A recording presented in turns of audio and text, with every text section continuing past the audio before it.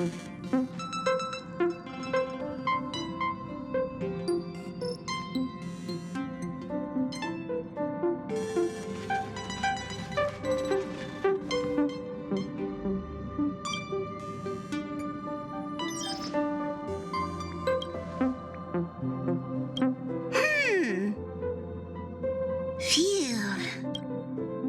What's up, Pom-Pom? Just got a message from the Xianzhou La Fu. Looks like it'll conflict with our original schedule.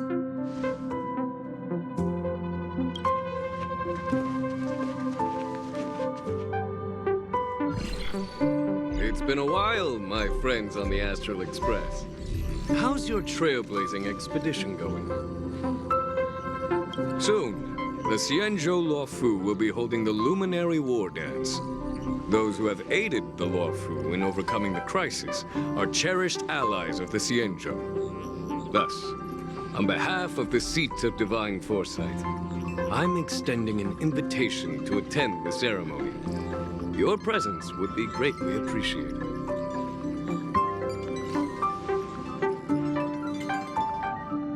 Well, things are getting lively. We've barely recovered from the family's Charmony Festival, and we're already being invited to another special event.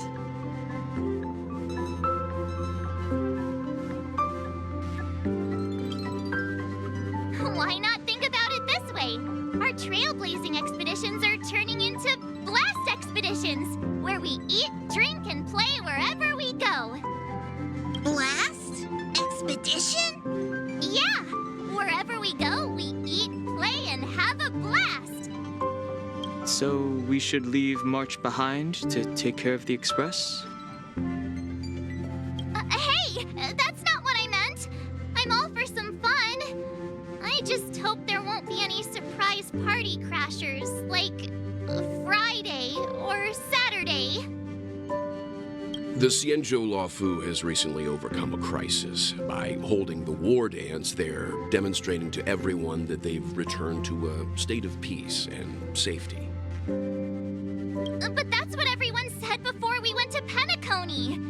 You'll be totally safe under the family's protection. No need to worry.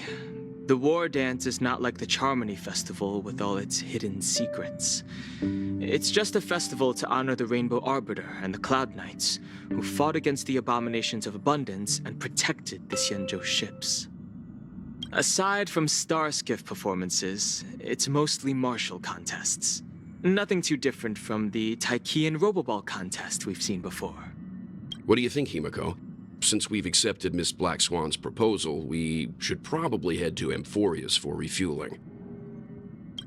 There's certainly no rush.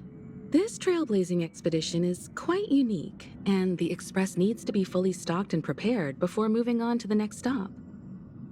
With Madame Herta's help, I was planning to deliver some Leviathan fossils from Kalinga Abyss to Ron May, member 81 of the Genius Society. It could earn us some favors before we set off. However, it may take a few weeks. So that means we're not going to the Law Fu. Being an adult means maintaining relationships, whether we like it or not, March. Since we've been invited, it's only right for the Astral Express to attend the ceremony. So, here's the plan. Pom-Pom will take everyone to the Xianzhou La Fu. Mr. Yang and I will meet up with Ron May and fulfill our promise. Meanwhile, you, March, and Don Hung will represent the Express and attend the Wardance. What do you two think?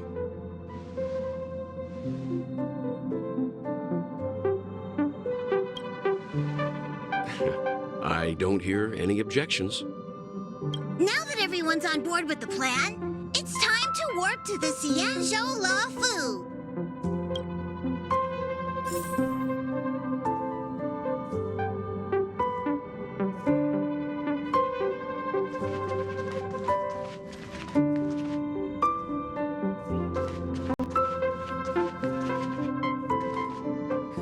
Between Leviathan fossils and the Wardance, the latter definitely sounds more fun. By the way, Don Hung, this time you'll be taking a stroll with us on the Law Fu, right? And just let you two wander around aimlessly on the Luofu by yourselves?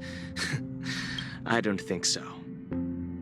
Plus, Mr. Yang is right. The ambrosial arbor crisis just ended, and both the long life and short life species are still feeling uneasy. And since he has extended an invitation, it's only right that I visit my old friend.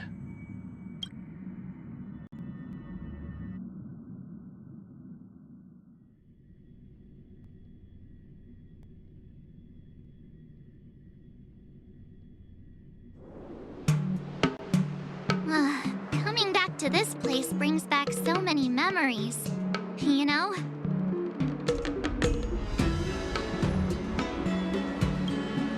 Hey, I'm not actually gonna recite a poem. I was just thinking about all the twists and turns we went through when we first arrived on the Xianzhou. This time, we're not being forced or enticed or chasing after wanted criminals. And we didn't have to sneak in through the cargo dock. It's quite unusual, I must say. I'm just hoping for the best. You're the one jinxing us.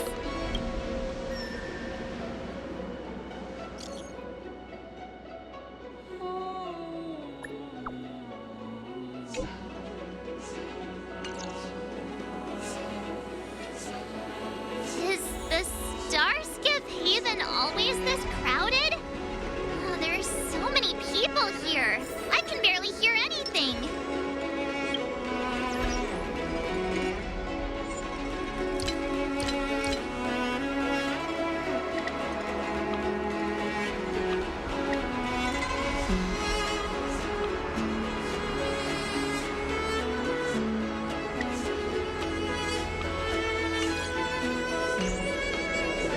Yanqing said General Jingyuan sent him to welcome us, but where is he? Let's wait for him in front of the loom. It's the most prominent landmark on the dock. Hey, you guys! Hold on a moment. Did they just call us? Look at their outfits. They're from Penacony, right? Are you familiar with the Xianzhou Luofu? We know a little bit about it. What do you need? We are from Penacony. Maybe you've heard of it. We came to this ship to gather interesting materials for making dream bubbles. Oh, we just left there. Oh, talk about coincidence. That's great. Do you know any must-see attractions on the Luofu? We did, but the locals were all like, come on, there's nothing worth seeing on the Luofu. It's so boring here. Ha! Can't blame them. If someone asked me what's there to see on Penacony, I'd probably struggle to answer too. That's why we're asking fellow tourists. Most of the tourists around at the moment are here to attend the Wardance. And that's why we're here too. Yeah, we know about that ceremony. But isn't the fighting ring still closed? I've heard the ring was actually converted from a huge decommissioned Luofu fighter jet. No doubt about it. It's a massive fighter jet. It's got to be larger than a civilian star skiff. But for now, all we can do is wait until the Wardance starts in a few weeks before we can board it. We've still got work to do, so we can't just sit around waiting for it to start. That's why we're asking you about some must-see attractions. We're looking for unique experiences that you won't find on Penacony. You're the expert here. Give them some suggestions.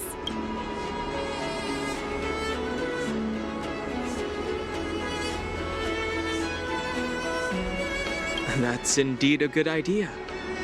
While the dreamscape on Penacony is all artificial, Scale Gorge Waterscape is a celebration of nature's resurgence. It has some remarkable scenery. Awesome! I love being out there in nature. Let's go to Scale Gorge Waterscape first. I'm a bit worried that nature-themed dream bubbles might be outdated. But See you later. Maybe we'll run into each other there in a few days. Look, Yanqing's here. Really? Let's go catch up with him!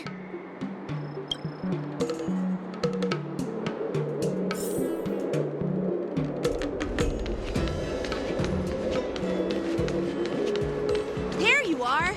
Everyone, this way!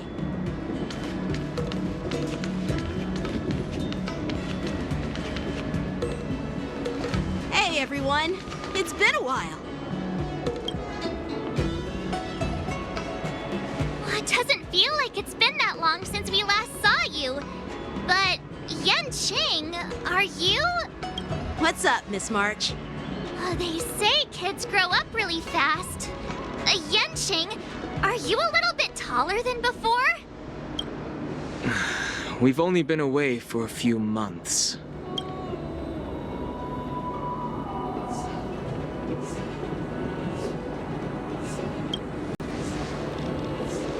Long time no see. It's been a while. Oh, you've come along too, Mr. Danheng. Sorry for the delay. With the upcoming war dance and the Starskiff Haven being so busy, things are a little hectic. Seriously, I've never seen the Luofu so lively before. I was a bit worried that holding the war dance right after the Ambrosial Arbor crisis might be too soon. But seeing the bustling Starskiff Haven, I understand why General Jingyuan chose this timing. Yep. There's people from other delves and travelers like you three who have come from afar. With the war dance coming up, there's a huge number of visitors pouring into the Starskiff Haven. The General said this ceremony would help the Xianzhou Luofu recover from the crisis. It's a way to showcase our martial spirit, reassure people, boost morale, and attract visitors from other planets to promote trade and peace. By the way, the Xianzhou Alliance places great importance on this ceremony too. The Xianzhou...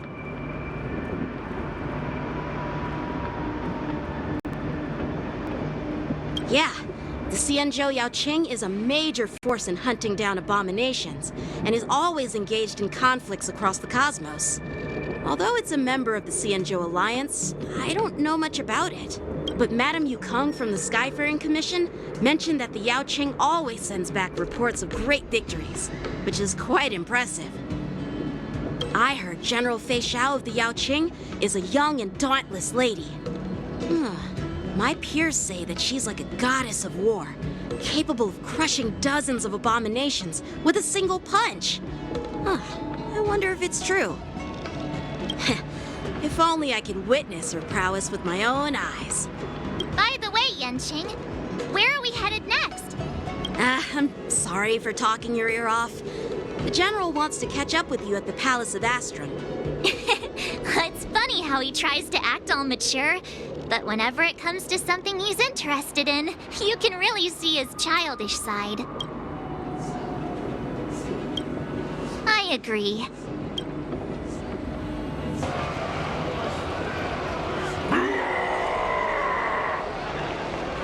All units, assemble quickly! Get ready to protect the crowd! I just mentioned security, and now all of a sudden something's gone wrong. Excuse me, I need to go check out the situation. Hey, what's that supposed to mean? We'll go with you.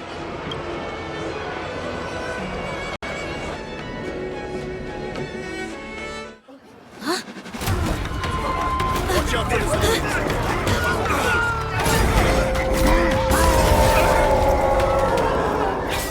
Protect the civilians. I'll deal with him.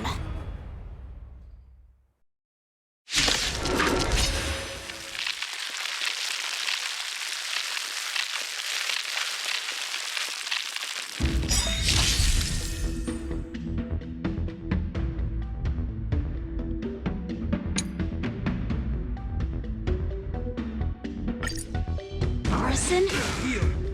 Why are there Borison here? This ends now. Free will, or was it fate? Destiny for oblivion. Let's make it quick. Rules are made to be broken.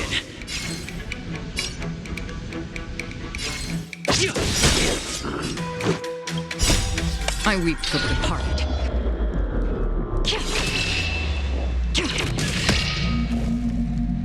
It too shall fall.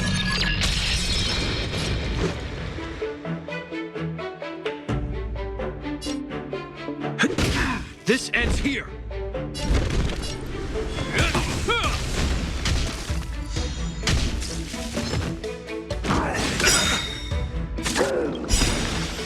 In the name of Landau, a will forged in ice never falters!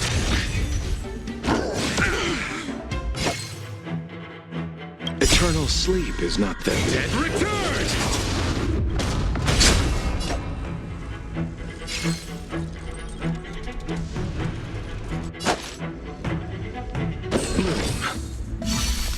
Repent! That's half the work. On the still waters of oblivion.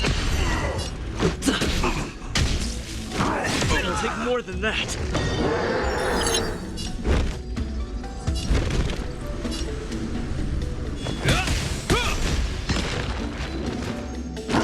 It'll heal.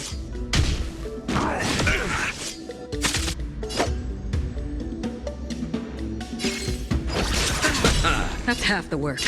Just for oblivion. I weep for the departed. It too shall fall. This is our chance.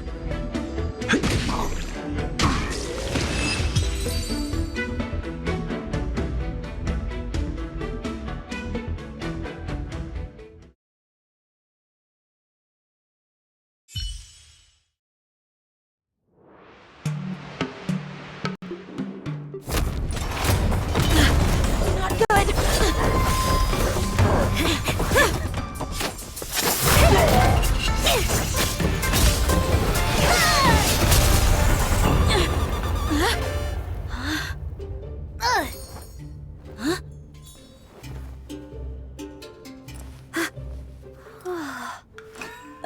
Thanks for the help. Sorry, no time to chat. Could you give me back my...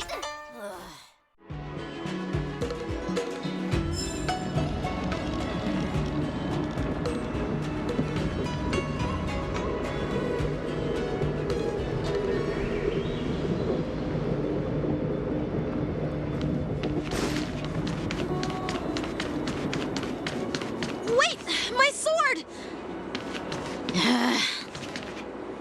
I'm sorry, but I'm afraid we'll have to put our plans on hold for now.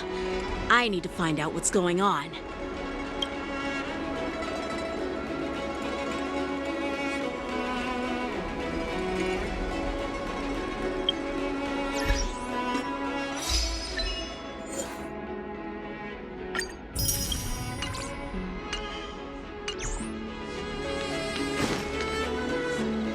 While we appreciate your rescue, my Xianzhou friends, don't you think it's a bit too much to detain us and our cargo? Sorry, but we've been ordered to detain you and your cargo for inspection until we figure out the source of the attack. Once we're done with the formalities, we'll let you and your cargo go. Oh, but this shipment isn't even meant for the Luofu, and it's IPC's patented technology. According to the protocol, all cargo arriving on the Luofu must go through inspection. Oh, but we didn't officially enter your dock at all.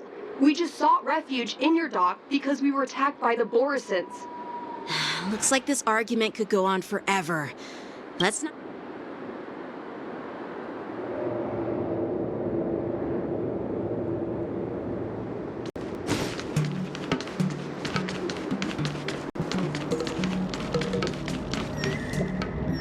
Who's in charge here? I need some answers. It's my fault. We let our guard down for a moment. I take full responsibility. With the Wardance approaching, safety should be a top priority. Now, tell me, how did Borisin prisoners end up in Starskiff Haven? According to the protocol, Borisin prisoners should be held on a Starskiff and taken directly to the shackling prison under strict supervision without ever touching the ground. Please don't blame this, Captain. This incident involves the Zhu Ming's diplomatic vessel. Who are you? I'm Liu Jun, an officer of the Patrol Defense Squad. Thank you for your help, Lieutenant Yanqing. The situation unfolded rapidly, and it shouldn't be held against the captain. Here's what happened. An IPC transport ship was attacked by the Borisin just before arriving, and the Juming's diplomatic vessel came to the rescue. So, an IPC ship was attacked by the Borisin near the Luofu, and the Juming envoys saved them? Honestly, it gives me a headache too. The Juming diplomatic ship, adhering to standard procedure, docked at the passenger terminal to hand these criminals over to the Luofu. You know, with all the outsiders flooding onto the Luofu, the Starskiff lanes are under immense pressure. We'll make sure these prisoners are sent to the shackling prison as soon as possible. I see. It's an unusual situation indeed. I'll report it to the Security Department of the Realm Keeping Commission and ask for their cooperation in handling the aftermath. Maybe I should gather more details from others so that the Seat of Divine Foresight can have a better understanding of the situation.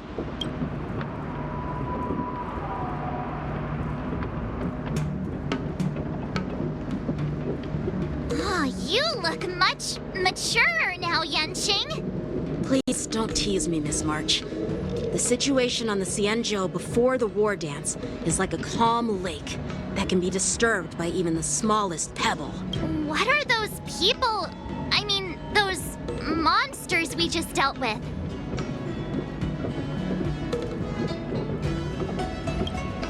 Those werewolf monsters are known as Borisin. They are abominations of abundance, and we've been fighting them for a very long time. The Borisin have been a powerful force for a long time, plundering and enslaving many worlds. The threat they pose is just as terrible as the Swarm disaster, and the Alliance even had a fierce war with them 3 decades ago. Their presence has faded over the years, but who would have thought? According to that officer, they attacked an IPC ship near the Xianzhou Luofu. Yeah, that's what I find strange too. Well, enough with the chit-chat. The General wants me to take you to the Palace of Astrum. I'd love to chit-chat a little longer, but there are some things that can't be left unchecked. Is it a serious matter? Maybe you'll need our help in hunting down the Borisin? Thank you, but it's no big deal. By the way, that young lady who just appeared, she took my sword. I doubt she did it on purpose.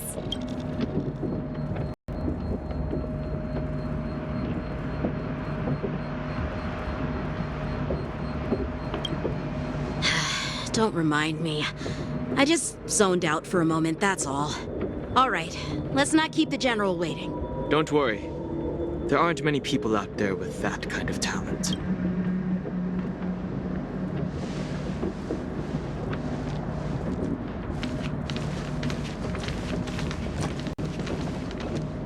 There sure are a lot of troublemakers around.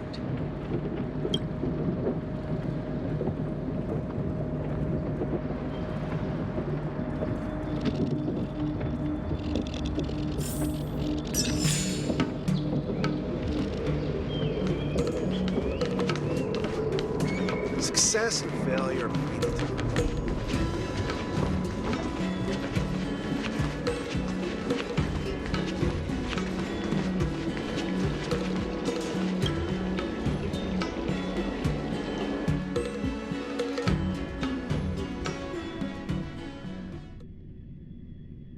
It's been a long journey, Elder Wyatt. Thank you for your presence.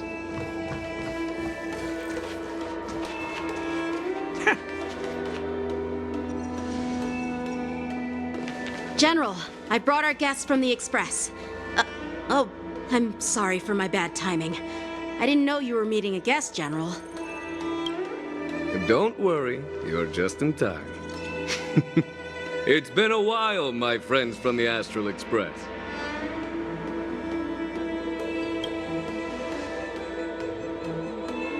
Sure, how couldn't I have? It's not often we find such moments to reunite and enjoy one another's presence. Since Since when did he and General Jing Yuan become such good buddies, Dan Heng? They seem to be having a great time. A lot must have happened without our knowledge. At least, I hope that's the case. Allow me to introduce you to General Huayan. He's the Arbiter General of the Xianzhou Zhuming, known as the Flaming Heart.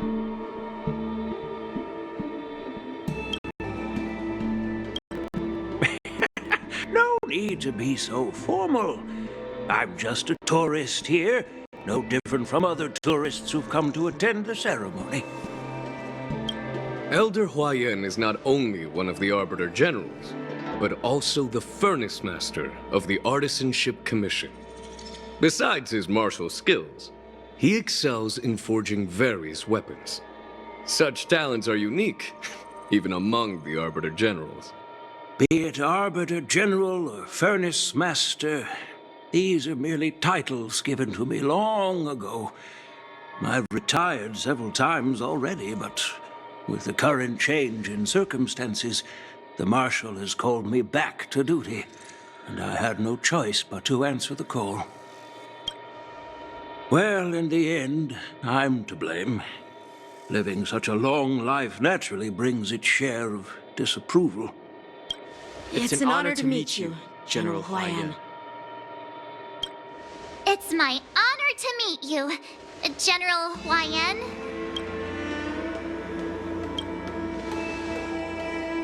No need to be all formal. Today I'm just a guest on the Luofu, the same as all of you. So, these three are the ones you mentioned, Jing Yuan? The heroes who helped you with the Ambrosial Arbor crisis?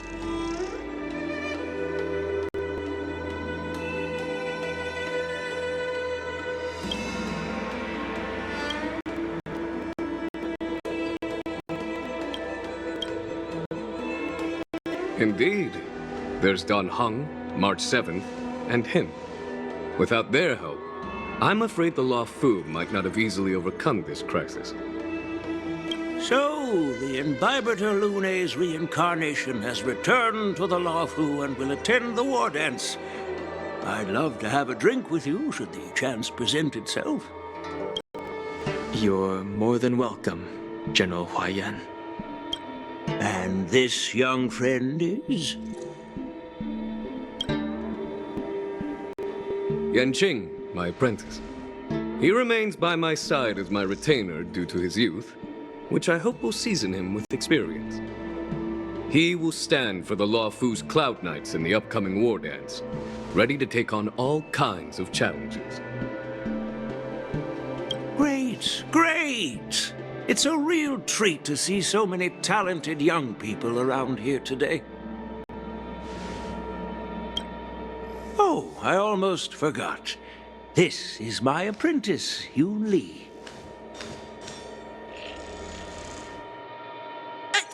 It's you! Oh, it's you. Hello. Oh, you two already know each other? Guess we don't need any introductions then. What a coincidence! I was afraid I'd have trouble finding this girl.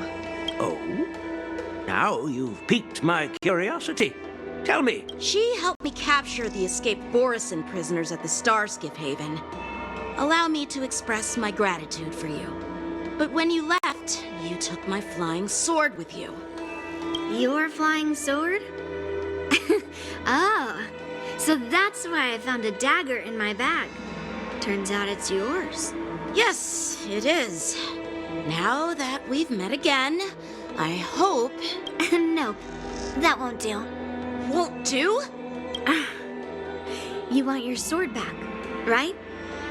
Well, you can't just take it back. On the Zhuming, when you lose your sword on the battlefield, you have to reclaim it on the battlefield. As for this little sword, it was supposed to strike that escaped Borisin prisoner. But unfortunately, its owner's agitated state caused it to fly off like a kite with a broken string, and it missed its target. By the way, if I hadn't caught it and helped it hit its mark, that Borson prisoner would have gotten away. Hold on a sec, Yunli. You took my sword without even asking, and now you're refusing to give it back? So much for Luofu's swordmasters. What did you just say? If you just stepped up and took your sword back from me fair and square, I would have totally respected you. But nope, you tried to play it down, expecting me to just hand it back to you like it's nothing. In front of everyone. With all due respect, you don't honor your sword, so you don't deserve it. Hasn't anyone told you that taking without asking is stealing? If you want to settle this with swords, fine. Let's have a one-on-one duel right now. Yanqing. Well, that's more like it. Just be careful, because I'm not as easy to handle as the Borson. You two, be quiet and apologize to Yanqing. Hey! Whose side are you on, Grandpa? I don't take sides. It's a small misunderstanding, and an apology would be too much. I've heard about the Zhu Ming's incredible swordplay and craftsmanship, most notably the legendary Flame Wheel Octet. Such grandiose names. Some folks love to spin these fancy titles, trying to set the Cloud Knights apart. Well, everyone, Elder Huayan and I have some business to discuss. For now, Yanqing, why don't you entertain our guests and take Miss Yunli to the inn? I'll find another chance to talk with you all. I'd like to express my gratitude to the Astral Express for helping the Luofu during the crisis. That's so kind of you. I mean, you've already thanked us so many times. Please forgive me for coming at an inconvenient time. You needn't apologize, General Huayan. All right, Yunli. Take this opportunity to clear things up with Yanqing. Yeah. It's better to make friends than enemies. But I won't be heading to the inn just yet. I want to visit Lingsha. She just arrived in the Luofu and could use some help settling in. Yanqing, once you've helped our guests get settled, go to the Artisanship Commission for me. See if you can calm them down. Don't get aggressive. Just make it clear that the Xianzhou Luofu has no intention of violating their rights. I'm on it.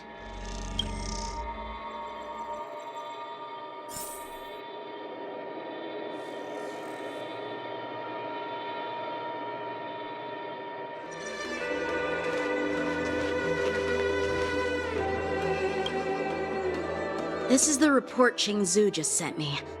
Let me take a look. Looks like the General has given me a tough challenge.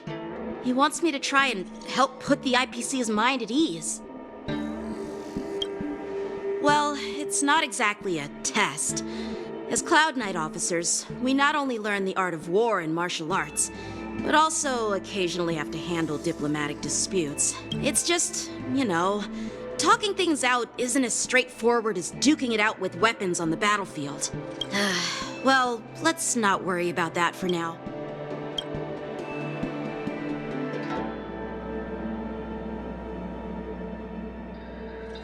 It is the Luofu's honor to have you in attendance at the Wardance. Yet, the fact that a simple martial arts ceremony has attracted esteemed generals from the Zhu Ming and the Yao Qing implies intentions beyond mere spectating. You're overthinking it, Jingyuan. As I said, I'm here to broaden my granddaughter's horizons. I have no ulterior motives. However, I have no clue what the Yao Qing Arbiter General has in mind. Do you remember when you accepted this position? I told you that an Arbiter General's battlefield goes beyond the physical one. You'll need to lead and manage everything on the Xianzhou. The title of Arbiter General holds a weight far greater than its literal meaning. So many years have passed, and you've done well. However, longevity for the Xianzhou people can be a curse. Living too long means every mistake you made will lurk in the shadows. And one day, they'll eventually catch up to you. The Marshal knows everything that has happened on the Luofu. As for the Merlin's Claw of the Yaoqing, she has come specifically for you. Speaking of which, why hasn't she arrived yet? They say the Merlin's Claw strikes like lightning. Being late isn't her style. That's not true, General Huayan. She's been here a while, but I'm sure you've heard of her unbridled nature.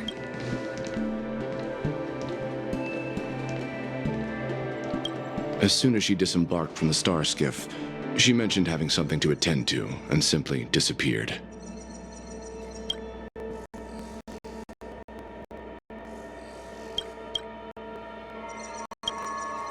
You must be the messengers from the Xianzhou Yaoqing, I assume. We are Jiaoqiu and Moza, retainers of the Merlin's Claw. It's an honor to meet you in person, Arbiter Generals.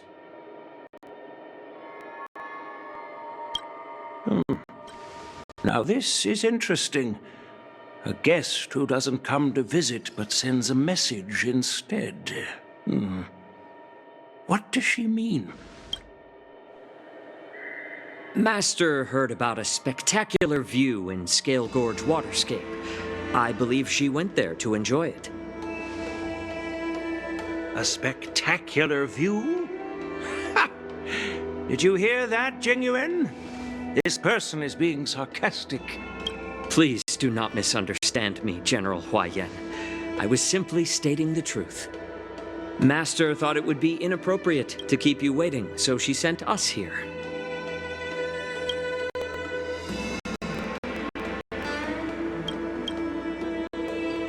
Once she's finished with admiring the scenery, she'll personally come and apologize to the both of you.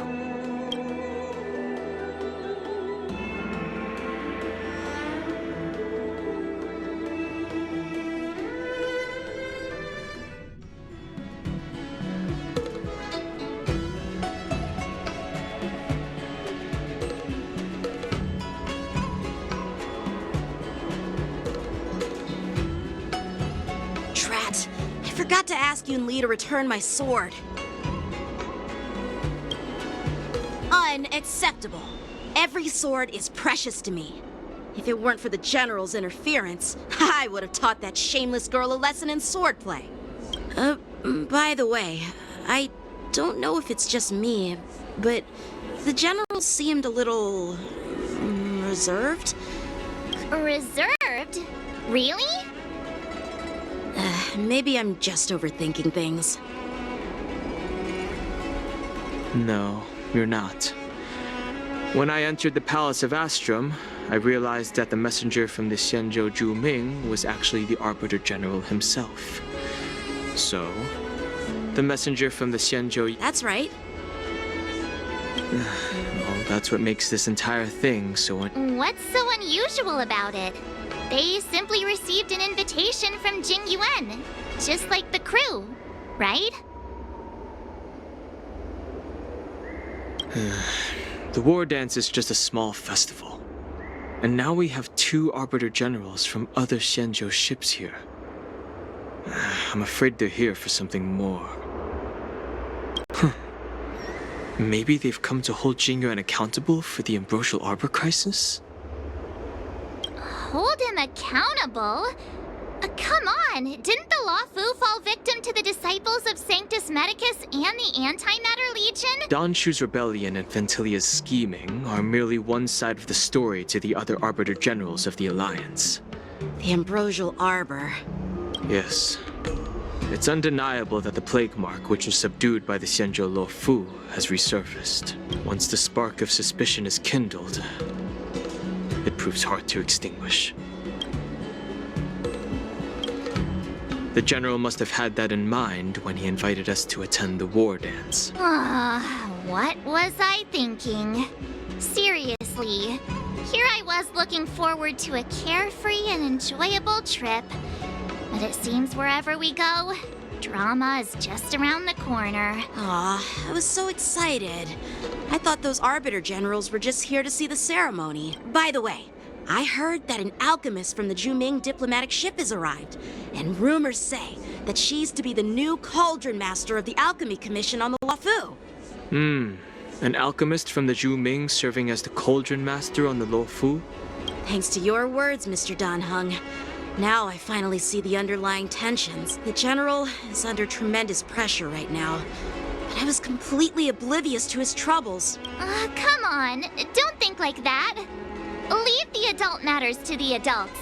Even if you wanted to do something for the General, it's not like you can do anything. Did I say something wrong? Miss March is right. I don't have the skills to share the General's burdens at the moment. Still, I'll do my best to follow his instructions. Let's go. Once I've taken you to your accommodations, I need to go to the Artisanship Commission to handle the IPC's protest. He looks like he has a lot on his mind. We can't just let him go alone. This is too much trouble. While I appreciate your kindness, dealing with the IPC's workers could be tricky. No worries. We're pretty experienced in dealing with the IPC. You've heard of the 10 Stone Hearts? We've dealt with quite a few of them, right?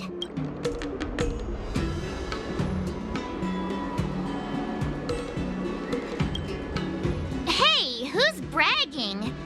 Anyway, this time it'll just be a few ordinary IPC workers. Surely you don't think they'll be even trickier than Aventurine, do you? Well, since you're willing to help, I won't decline your kindness.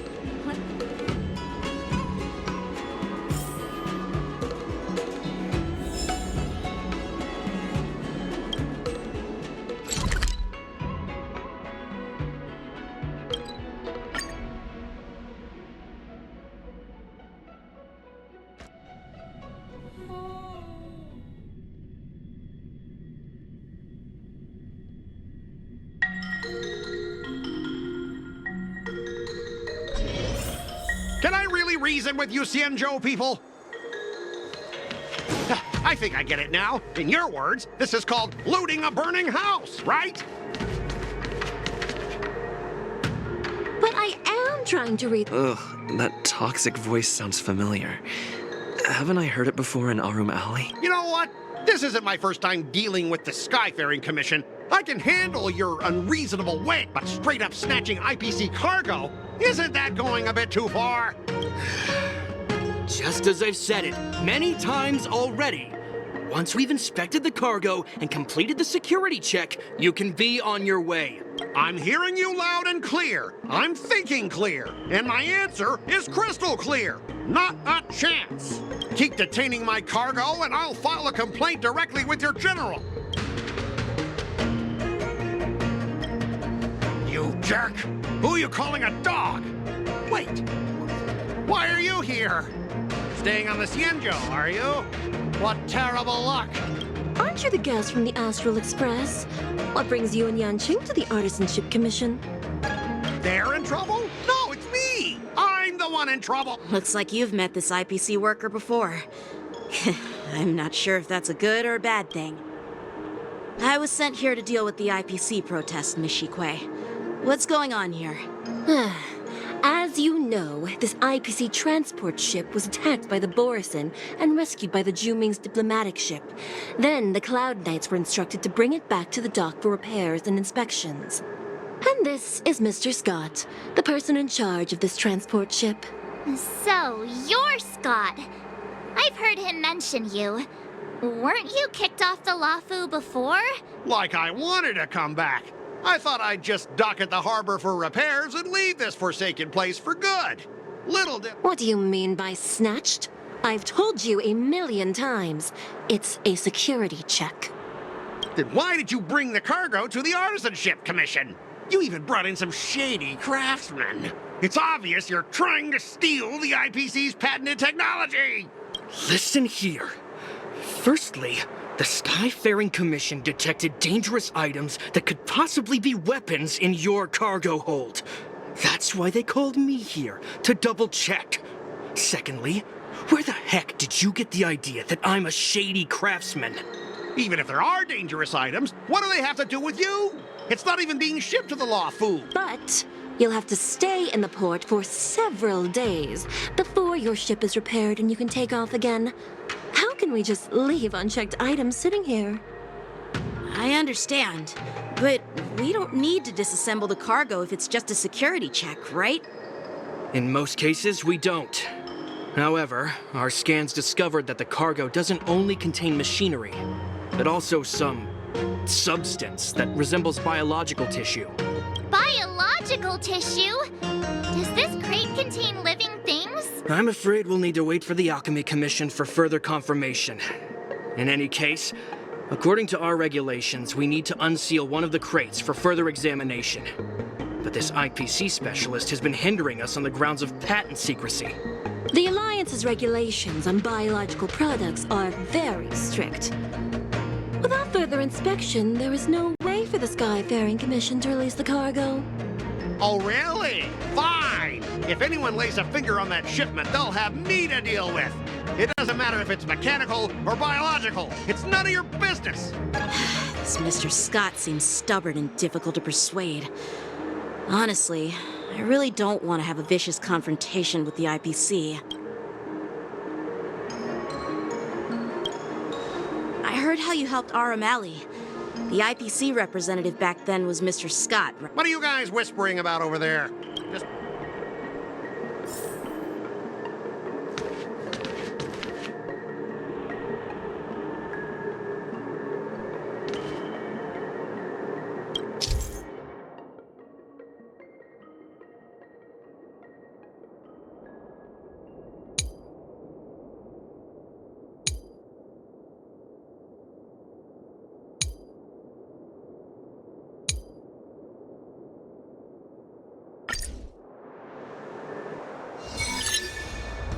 As I recall, this guy won't listen to reason and can only be persuaded with intimidation. But he does seem to follow rules to some extent.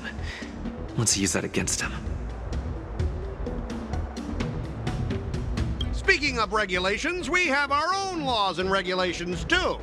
According to Article 4 of the Cienjo Alliance IPC Trade Consensus, the Alliance and IPC shall never infringe on each other's intellectual property rights.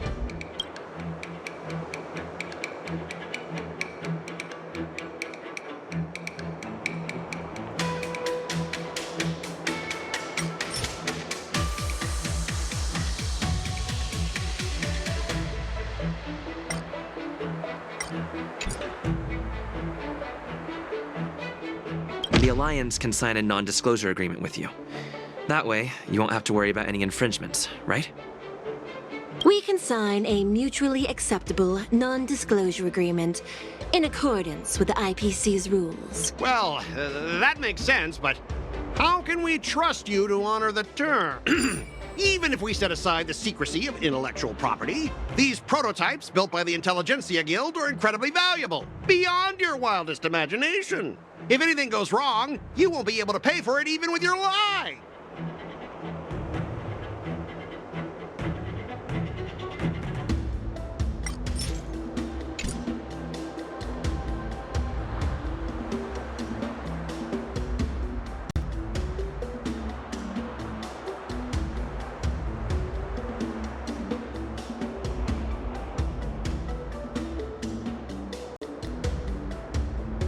Don't underestimate Cienjo technology. Even if they need to dismantle your cargo, the Artisanship Commission can easily put it back together. Yeah, go ahead and brag about their skills. After all, you're just a negotiator they hired. But I'm different. I'm an IPC member, and my fleet has accepted this transportation order. Naturally, I need to be responsible for the integrity of every piece of cargo. Besides, the cargo on this transport vessel belongs to the Intelligentsia Guild. If you want to inspect the cargo, shouldn't you at least call in a member of the Intelligentsia Guild to be present?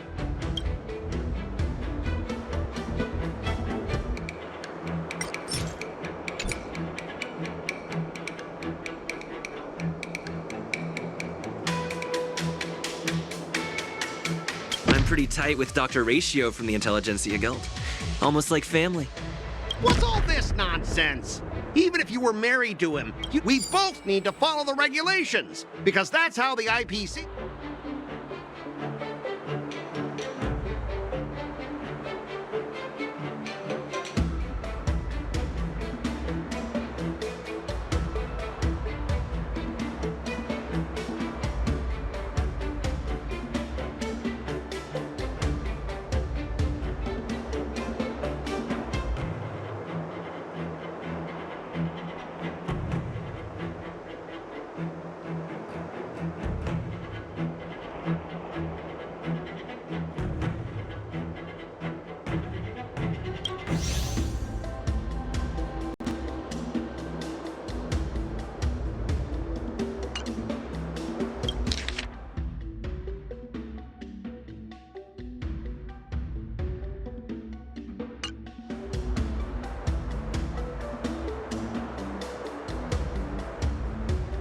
I understand that you're trying to stick to the IPC regulations, and that's commendable, Mr. Scott.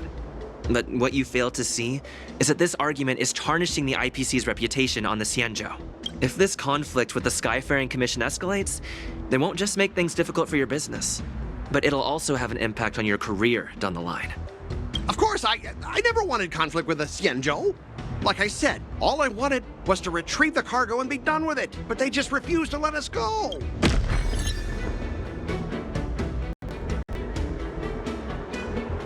Well, you guys sure know how to argue your case. Fine, I'll allow you to do the security inspection. It's just that, I need some time to sort things out. So, Mr. Scott, are you just stalling for time and planning to leave the Xianzhou as soon as your ship is repaired? To avoid the Skyfaring Commission's inspection? Well, IPC staff are free to come and go, as long as they don't break any laws. Yeah, you've got some insight there. Who are you again?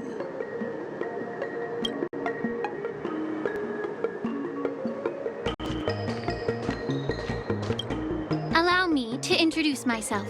I'm Lingsha, Cauldron Master and head of the Alchemy Commission on the Law Fu.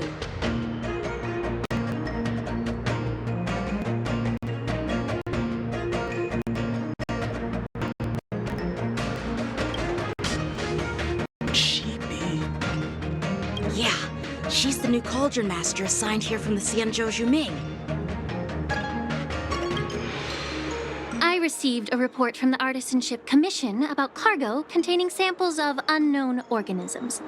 It said they needed help from the Alchemy Commission. I had nothing better to do, so I came myself. It's fine, Mr. Scott. If you really don't want your cargo to be inspected, it doesn't matter. It doesn't matter? How can you say that? Why are you being so nice all of a sudden?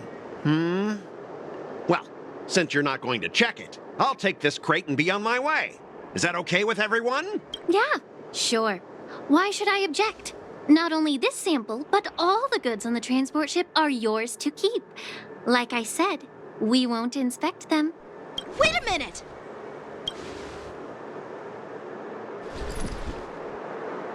Well, that's more like it. If only the young displayed a more reasonable. Our ship will leave in a few days once the engines are repaired. Your ship can leave whenever you want, but I'm afraid I can't say the same for your cargo. According to the import and export regulation signed between the Xianzhou and IPC, all biological shipments can only leave the port when they have confirmed to be of no threat, or when all biological activity expires. Since we can't determine if your shipment is safe for the environment, I guess we'll have to wait for its biological activity to expire. Let me check the previous cases. Normally, it'll only take around 47 star calendar years. Only 47 years? Why so surprised? You're still young and full of energy. I'm pretty sure you'll live a few more decades. Have some confidence in yourself. Ha! Typical of a long-life species. Your words are dripping with sarcasm. While you may not care about time, I do. I'll be demanding double compensation from the Sky... Sure thing, Mr. Scott. You seem pretty confident that your career and life will last long enough to witness this victory unfold.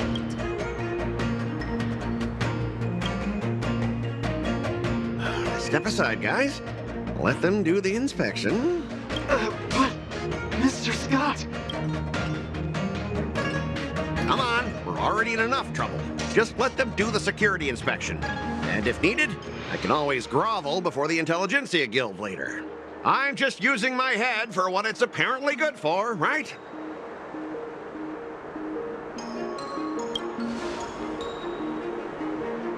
Well, honestly, at least you're not as annoying as that woman. Just get on with the inspection. Don't act all chummy with me now that you've got your way. This lady is really something else.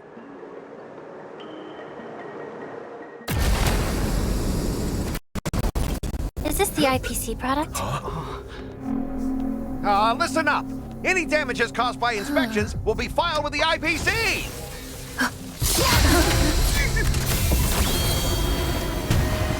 Turn it off.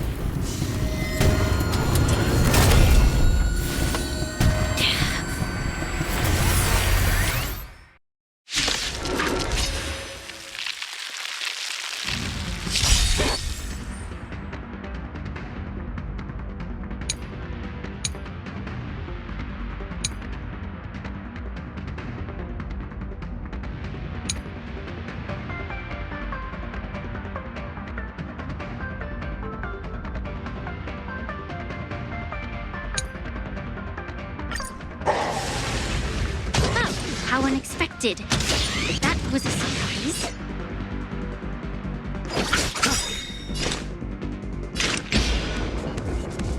On the still waters of oblivion. Let's go.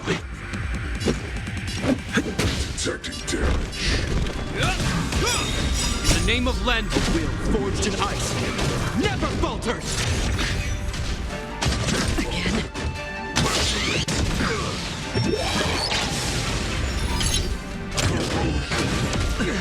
You chose the wrong enemy.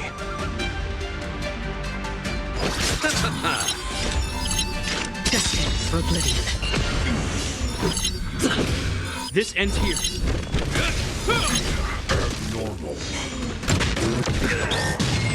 I'll see you off.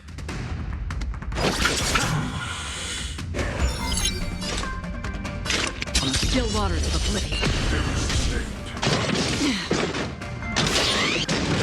Let's make it quick. A will forged in ice never falters! You chose the wrong enemy.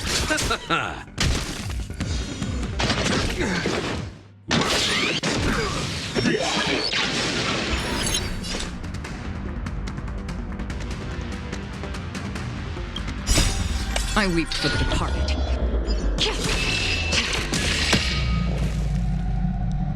It too shall fall. Destined for oblivion. This is our chance.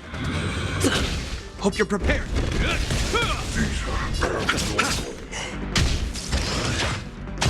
Is that all? Receive divinity. You have my gratitude. Free will, or was it fate? On the still waters of oblivion. Let's go.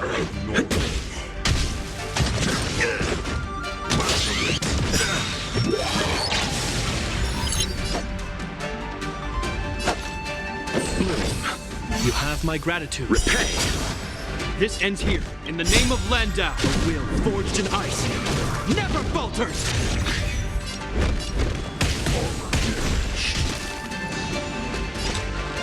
Destined for oblivion.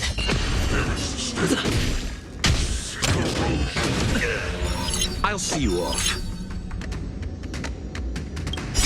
Rules are made to be broken!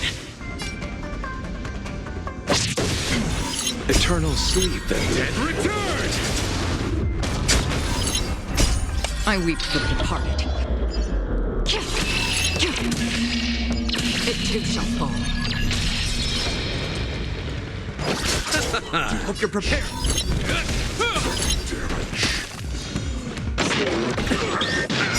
Another journey begins.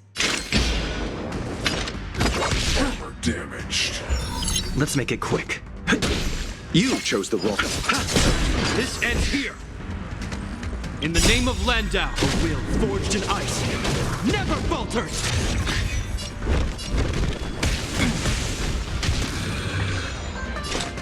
On still waters of oblivion. I'll see you off.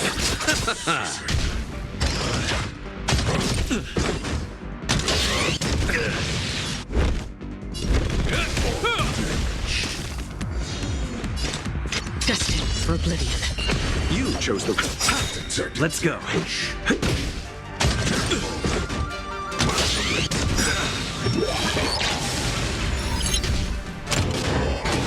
That all? Much better. In the name of Landau, a will forged in ice never falters. Eternal sleep. The dead return. Rules are made to be broken.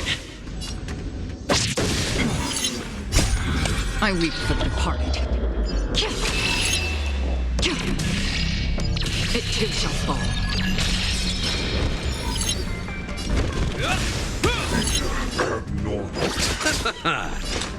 On still waters of oblivion. Let's make it quick.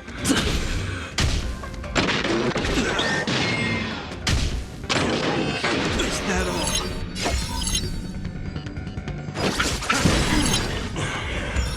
This ends here. Free will destined for oblivion. In the name of Landau, a will forged in ice never falters.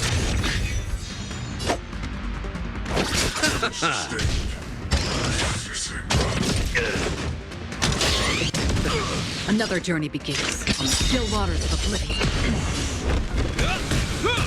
Let's go. Is that all? I'll see you off. Receive divinity. You have my gratitude. Free will. In the name of Landau, a will forged in ice never falters. Eternal sleep is not the Dead return. Rules are made to be broken. I weep for the departed. It too shall fall. Armor damaged. You chose the. Another journey begins. Destined for oblivion.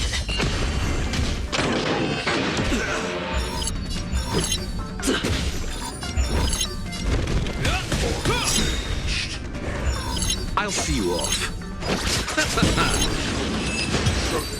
Down.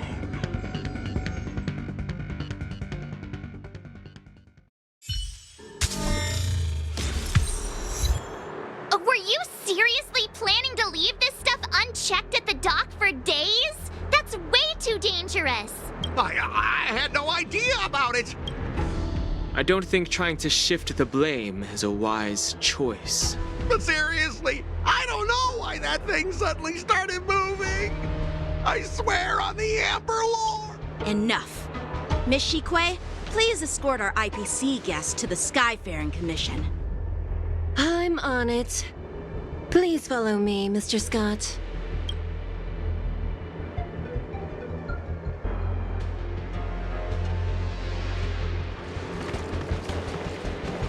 Gentlemen, our preliminary inspection shows that there is indeed hidden biological tissues inside, just like the craftsman feared. I can't even tell if it's ingenium or biological in nature. The core of this device is what they call wetware in industry slang. To put it simply, this machine operates with a kind of biological nerve as its control center. I'll take some samples for the alchemist to analyze and figure out where the biological tissue comes from. Why would the Intelligentsia Guild use such unethical technology? Perhaps they're trying to create a new weapon? Whatever the reason is, it's probably why the Borisin attacked the ship. No wonder the IPC were trying to obstruct our inspection. I'll contact the Ten Lords Commission and ask the judges to come and give their final verdict on this. According to our rules, all prisoners and weapons involving dangerous creatures must be taken to the shackling prison for further sentencing. As for you, Mr. Craftsman, please go with the Cloud Knights and explain the situation to the judge.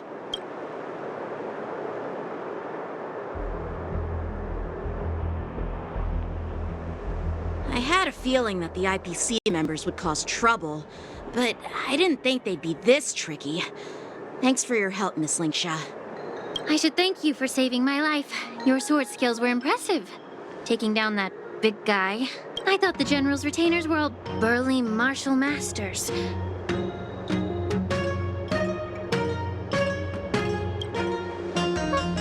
Can't argue with that. As for you, you must be the guests from the Astral Express, right? Say... It wasn't a big deal. Really. It's still early. So why don't we get some tea at the Alchemy Commission? We can discuss your suggestions for revitalizing the commission. I'd be happy to accept your invitation. And you three are coming too, right?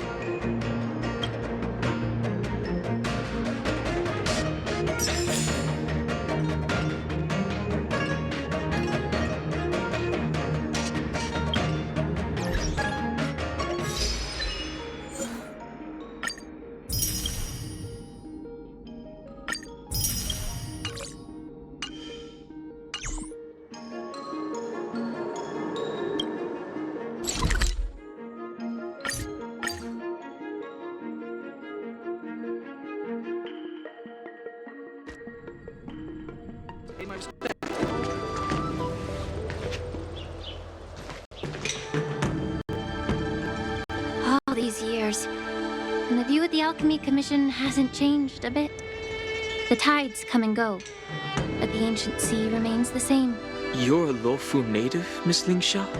Yes, I grew up here, listening to the sound of waves while researching prescriptions with my mentors and peers at the Alchemy Commission. It's kind of sad, isn't it? Everything changes, but somehow remains familiar. Just like you, Don Hung, I traveled far from home, and now I've returned. The view here would be even better without the Ambrosial Arbor. Oh, really? I think that towering tree looks pretty impressive. Even if it's impressive, it's a plague mark. The Xianzhou have been fighting abominations for thousands of years. And now that the Ambrosial Arbor has been reborn, it's only natural for everyone to feel uneasy. Well, once a seed is planted, no matter how long it takes, it'll eventually sprout and bear fruit. In my humble opinion, the rebirth of the Ambrosial Arbor and the resurgence of the disciples of Sanctus Icus were inevitable.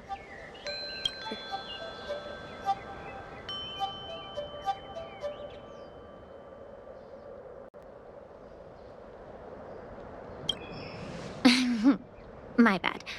Well, since you went through the entire Ambrosial Arbor crisis firsthand, Dan Heng and Lieutenant Yan Qing, I'd like to discuss something with you.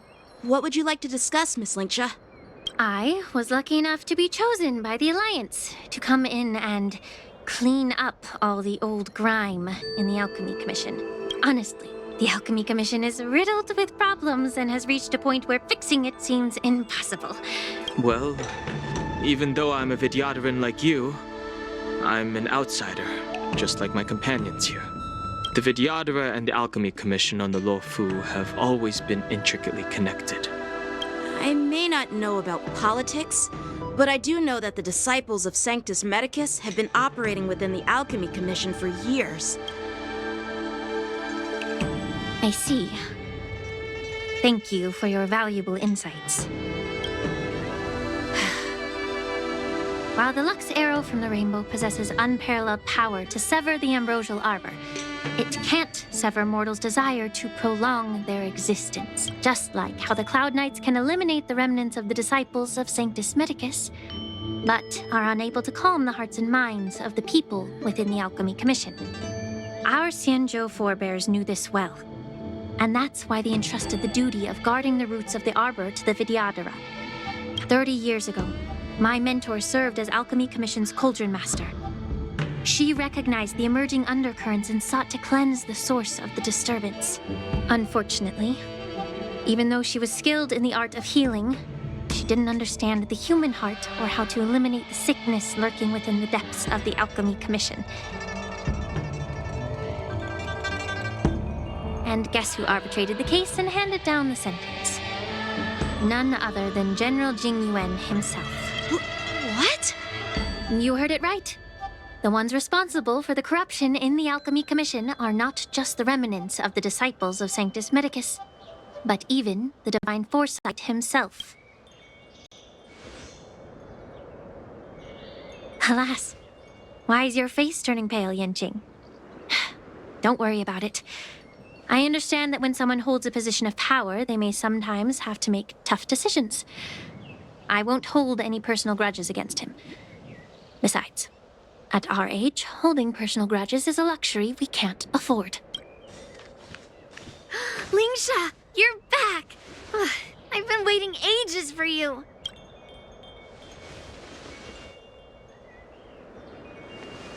Yunli! Why aren't you with your grandpa? What brings you to the Alchemy Commission? Well, let me take this opportunity to introduce you to Yanqing. What a small world. You stole my sword! Give it back! I see. Let's skip the introduction part then. Why do I keep bumping into you? Are you stalking me or something? Of course not. Unlike you, Miss Yunli, I have important things to take care of. You, on the other hand, seem to have all the time in the world to wander around without returning my sword. Grandpa used to say that a sword reflects its master. I talked to your sword, and it told me that you've been distracted. You hesitate when you should strike, and you struggle to stay calm when your sword is unsheathed. Now that I see you again, I realize your sword was right. It wasn't me who took your sword. It was you who lost focus. Do you really expect me to believe that nonsense? I've been taking it easy on you because you're a guest from the Juming, but you're not taking the hint. Just look at this flying sword. Even if I gave it back to you now, it'd just be taken away again in a few hours. You know the Cloud Knight saying, a Cloud Knight must never let slip their weapon. Yes? Well, sure, I can give it back to you now, but on the battlefield, that's a whole different story. Flying sword. Fine! You don't have to give it back because I'll take it back myself!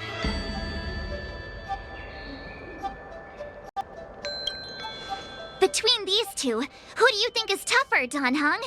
Don't get me wrong. I'm just curious. Get ready to separate them. It is my first day at the Alchemy Commission. A brawl is definitely not how I imagined celebrating it.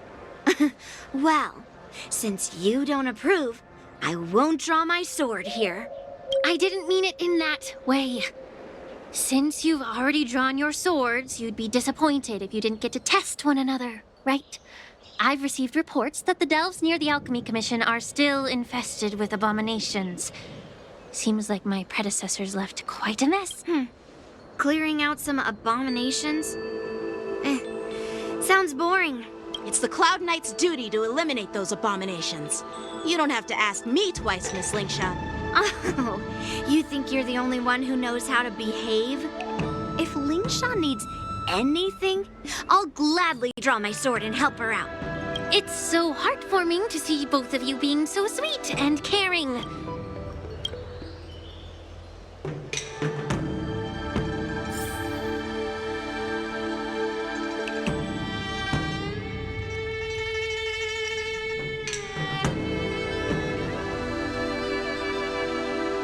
Ever since the disciples of Sanctus Medicus were eradicated, their experimental abominations have been festering here.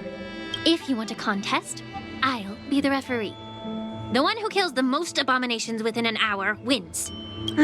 Lingsha, as always, you're still an expert in making unpaid work sound so noble and grand. It's for your own good, little Yunli. While you desire to compete against each other, I don't want to see either of you getting hurt. That's really thoughtful of you, Cauldron Master. So, are you both ready?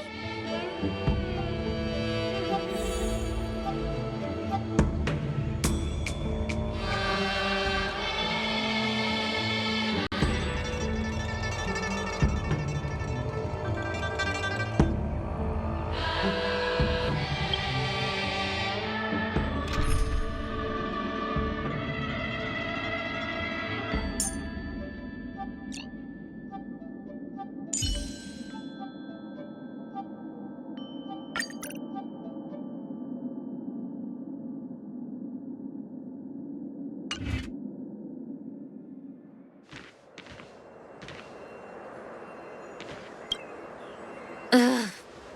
Looks like my predecessors left quite a mess. Let me say it again. The one who kills the most abominations within an hour wins.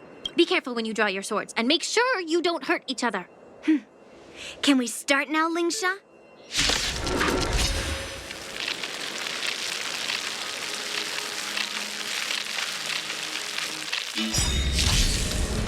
Again?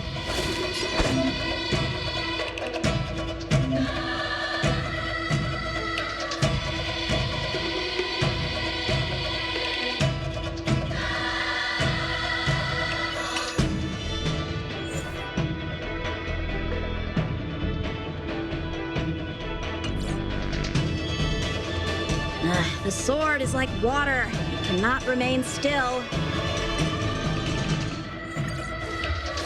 How many can you block?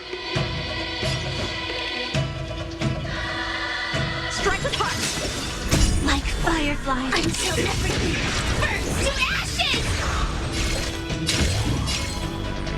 Set the seas ablaze! Let's settle this. On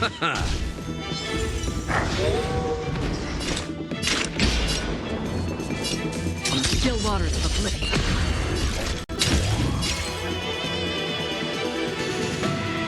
Fight to land! A one-time enemy!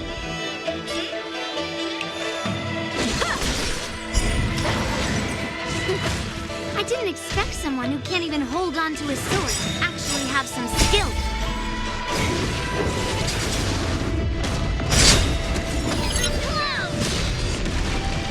You've got style with those moves, but you're not striking where it counts. It's such a shame to see you misuse your sword like that.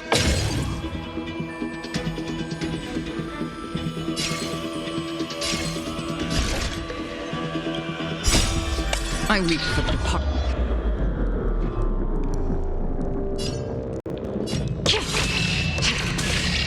It too shall fall.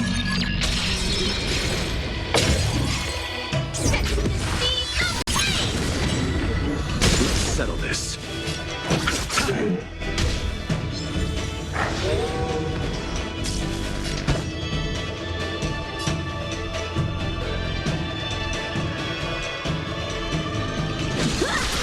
Free will, or was it fate? Destiny for oblivion.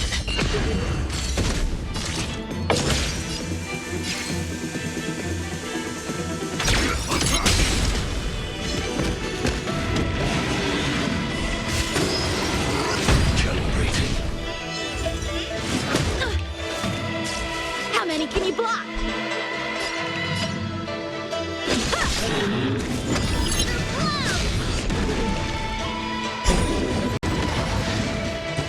Join the battle.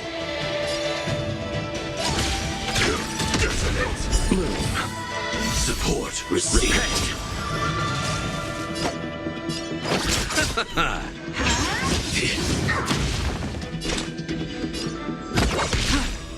Like fire until everything burns to ashes!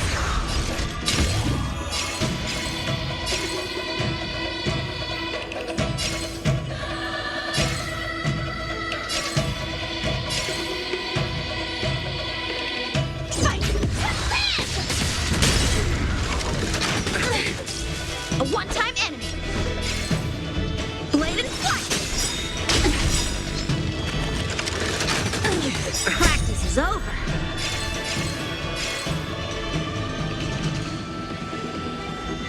Swords descend! I will claim victory for myself.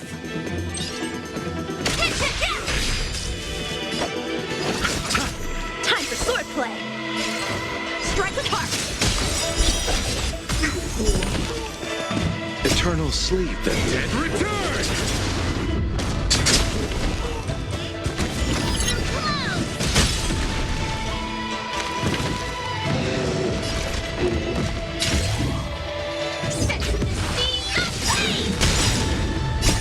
I weep for the departed.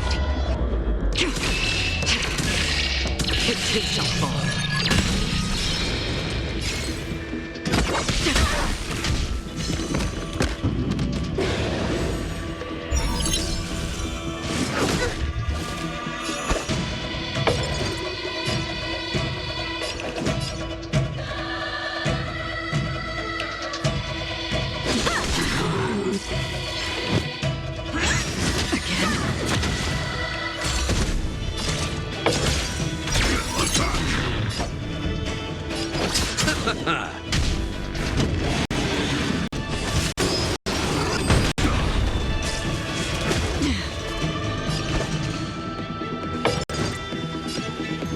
Bladed flight!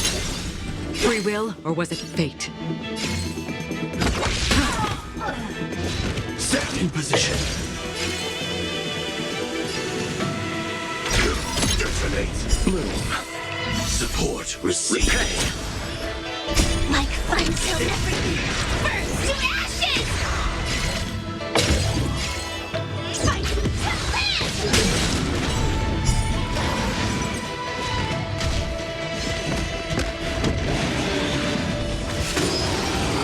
Recalibrating.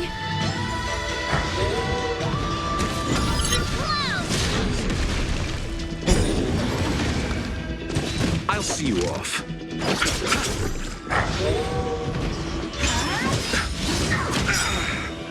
This is no weapon of battle. Set to the sea of attack detected. Another journey. Practice is over. Swords descend!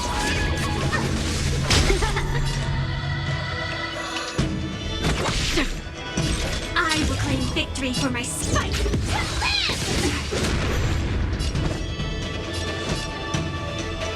Strike with heart!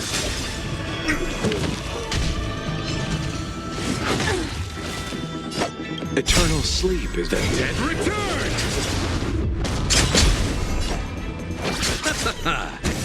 Into Earth!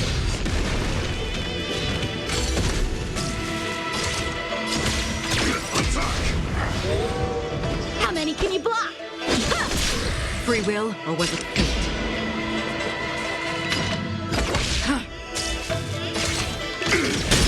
Let's settle this. Bladed flight! Into Earth!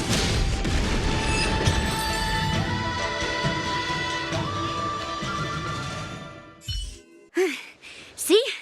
I won. Your technique was all over the place, and you relied too much on speed. Is this really all the Cloud Knights? All you did was chop down a few monsters. Oh. Well, then I'll give you a chance. If you're trying to pick a fight, just ask. Because I'm...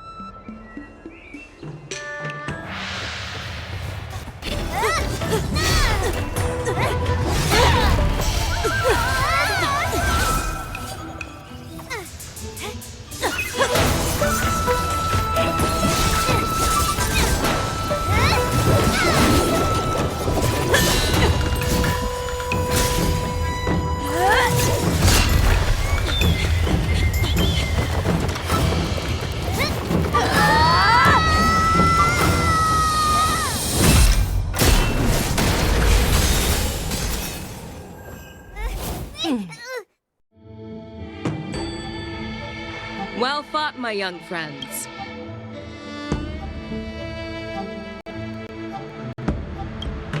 However, both of you have shortcomings. One of you focuses on dodging and weaving, while the other relies on brute strength, trying to take down targets with a single strike. Who are you? Me? I'm just a patient seeking medicine from the Alchemy Commission. A passerby, if you will. I thought I'd see my fill of impressive fights during the Wardance. Yet here I am, able to witness a remarkable fight at the Alchemy Commission. However, I have a small suggestion for you. Why don't you settle this dispute fair and square in the Wardance's ring? That way, you can resolve your differences with a proper duel and put your grudges behind you. Grudges? No, not at all. Yunli and I, we were just sparring. Sparring?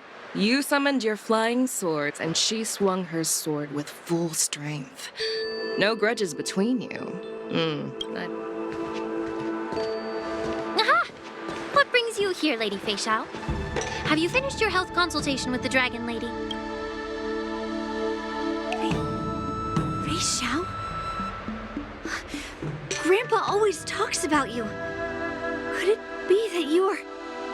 The Merlin's Claw of the Xianzhou Yaoqing? Looks like I'm quite famous on the Xianzhou Luofu, too. Of course. Everyone has heard of the great general. Known to all, and unbeknown to none.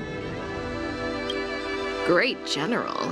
Isn't that title a bit too narcissistic? I don't like it.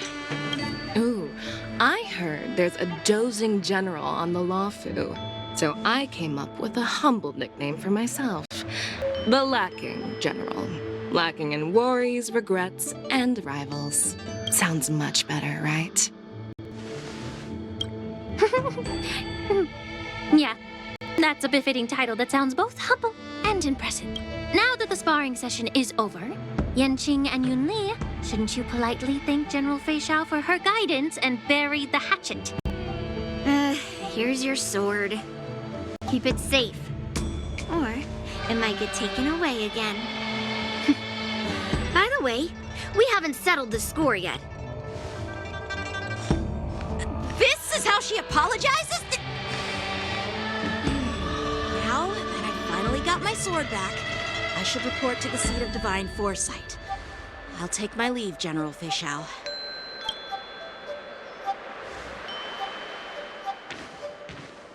Oh, by the way, Miss Linksha, if you've got some free time, I'd like to invite you to the seat of divine foresight for a chat with General Jing Yuan.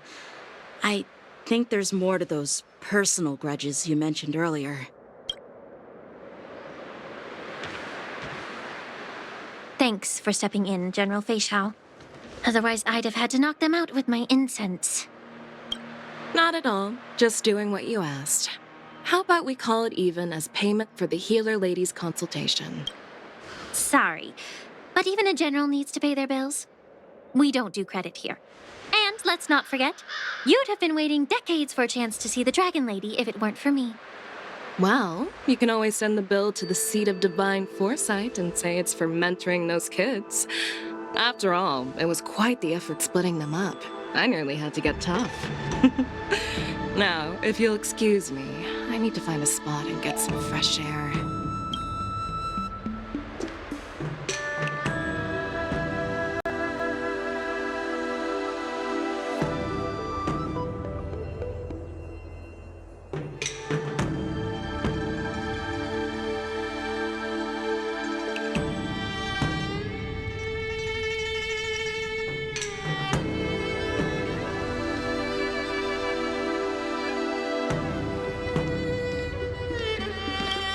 Back already? You've met with Jing Yuan and wandered around for a few hours. So, what do you think?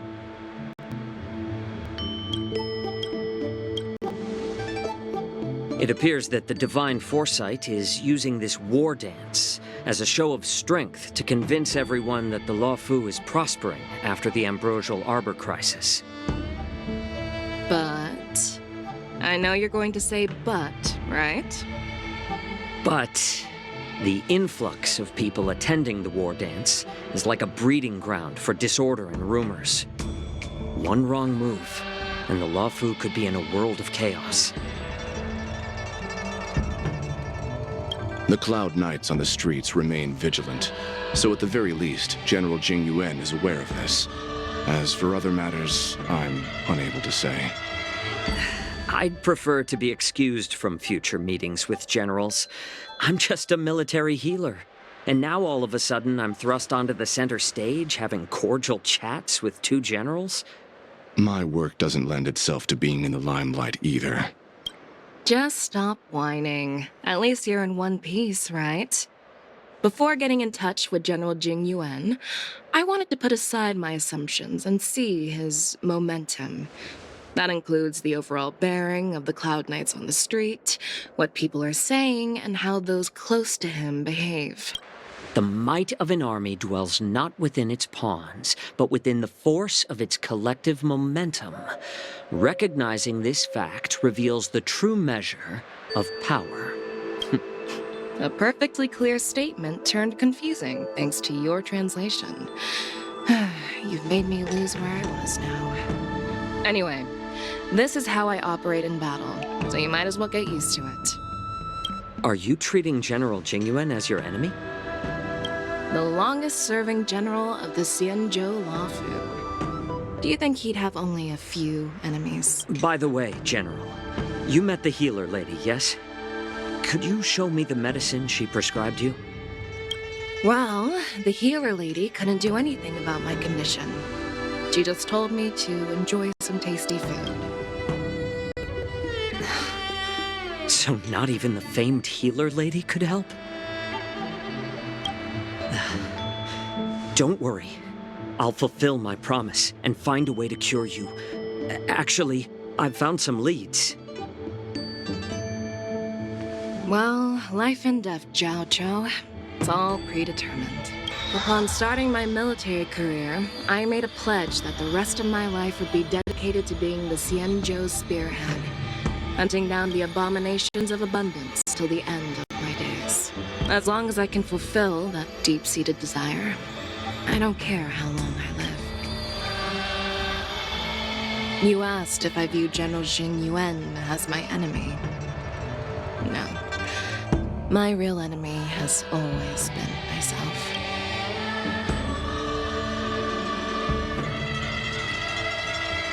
Enjoy some tasty food. So, what's for dinner tonight? Jeez. You really know how to read the room, don't you? You guys figure it out for yourselves. I'm due to catch up with an old war friend I've not seen for quite a long time.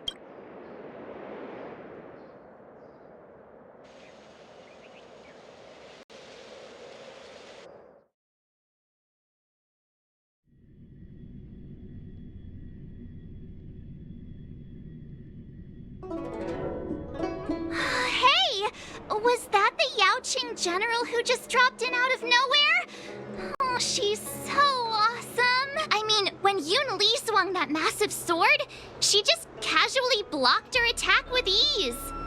And mine too. Yeah. But to go up against Yun Li is quite impressive, you know? You think so too, right? Can't you put a little more enthusiasm into it? Thanks for the kind words, Miss March. The Wardance is coming up, and I've been chosen to represent the Cloud Knights in the ceremony. I've had my fair share of defeats lately, and even though I know there are always more skilled sword masters out there, seeing General Fei Xiao's skills today has made me feel a bit uneasy again. Don't underestimate yourself. After all, generals won't fight in the ring during the war dance. Just remember the state of mind you had when you single-handedly took on me and Blade, putting life and death aside. I see. Thanks for the advice, Master Dan Heng. By the way, now that today's events are over, General Jing Yuan wants to invite all of you to the Seat of Divine Foresight. He has something important to discuss. I bet it's about how to deal with the generals from the Yaoqing and the Zhuming. I really don't want to get caught up in grown-up games so soon. I just hope Generals Fei Xiao and Huaiyan can see the truth.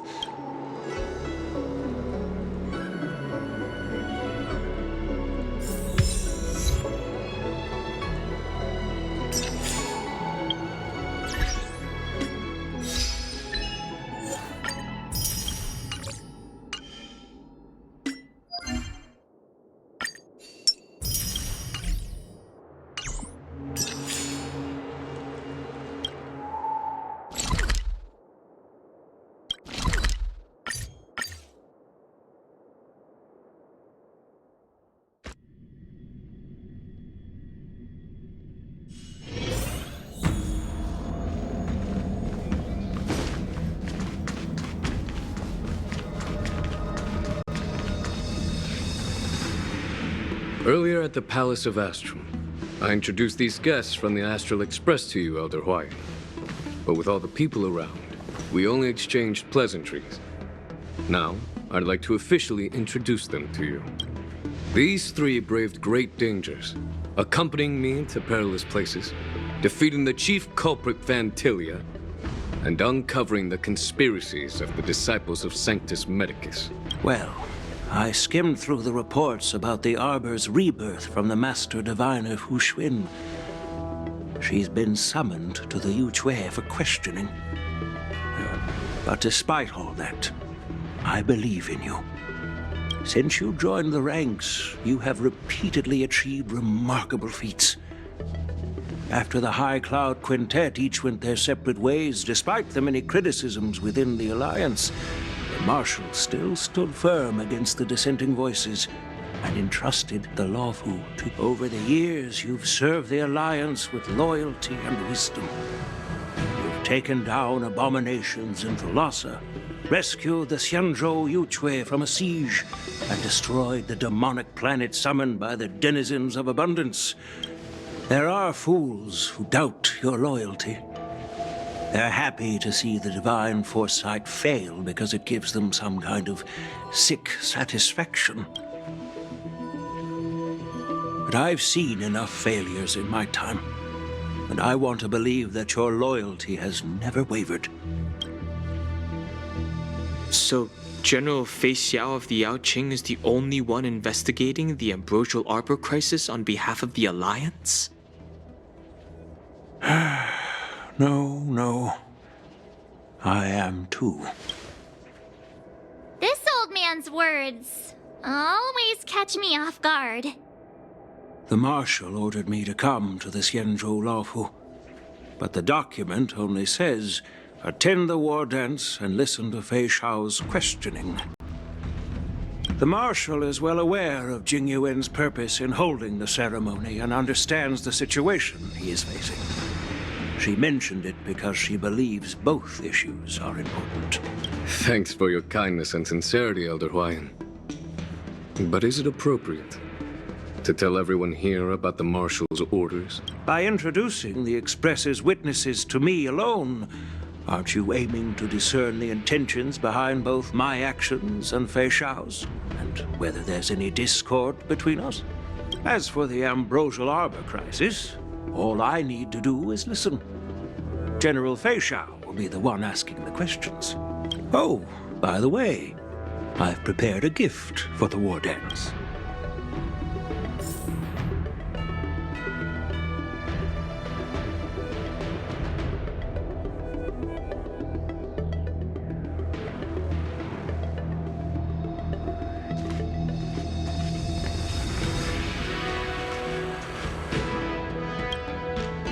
Yes, it's this case right here. There will be numerous contests and celebrations during the war dance, and the main event will be the Ringmaster's Challenge. The host will dispatch a skilled warrior to take on challengers from all over the cosmos, showcasing the excellent martial arts of the Xianzhou Luofu. When you mentioned that the Astral Express would be attending the ceremony, I thought the High Elder of the Luofu would be the Ringmaster. You humor me, Elder Huayan. The healer lady is just a young lady who knows nothing about martial arts. I'm no match to you when it comes to joking. What's this box for? This sword case is intended for the War Dance's award. I don't mean to boast about our skills, but this sword represents the pinnacle of the Zhuming's craftsmanship. I've been wondering, who would be worthy of such a sword? Moreover, I hear that Yanqing is an excellent swordmaster, and that he will be representing the Luofu as the Ringmaster. So it seems like a perfect gift for him. Thank you for your generosity, Elder Huayan. If you want to give me a sword, just say the word, Grandpa. You've got confidence, my girl, but I don't think you can best Yanqing. I know you're all about swords, Miss Yunli. It's just a shame that it's the sword that ultimately chooses its rightful master. Yeah, And even if someone gets their hands on such a precious sword, it'll probably end up in someone else's. The outcome of our duel at the Alchemy Commission is still up in the air. Since you're interested, why don't you represent the Xianzhou Juming and challenge me in the ring? That's exactly what I had in mind. Nobody knows who's gonna come out on top. It could be me, could be someone else. It'll probably be me. But whatever happens, it won't be him.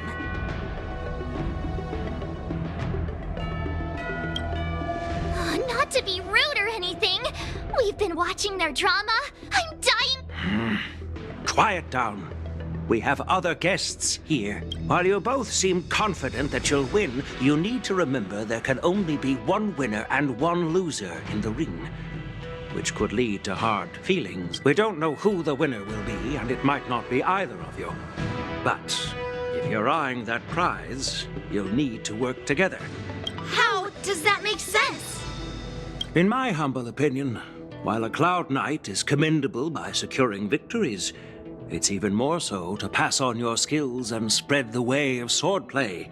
I'd be greatly pleased if this apprentice could represent the Express in the Wardance by displaying their Cloud Knight flair and prowess. Well, Elder Huayan's idea is quite interesting. Imparting swordplay skills requires teamwork, and both the winner and the loser will learn a valuable lesson regardless of the outcome. The question is, whom should the two of them take as an apprentice? Huh? Who? Wait, me? I noticed just now that Miss March seemed quite interested in the outcome of your sword fight. So I thought, why not teach her the art of swordplay? Wait. Are you serious, General? Why am I being dragged into this all of a sudden? I've never practiced swordplay before. I'm a total newbie. Isn't this a perfect chance for you? I remember you mentioning that you wanted to learn some sword moves. Yeah, I did say that. But this is all happening so quickly, don't you think? Miss March is like a piece of jade in the rough, just waiting to be shaped. I appreciate your kind words, General Huayan. But won't teaching me swordplay be a waste of Yanqing and Yunli's time? Plus, I heard that each swordmaster has their own special moves. What if they let something slip while teaching? That's considerate of you, March 7th. But don't worry.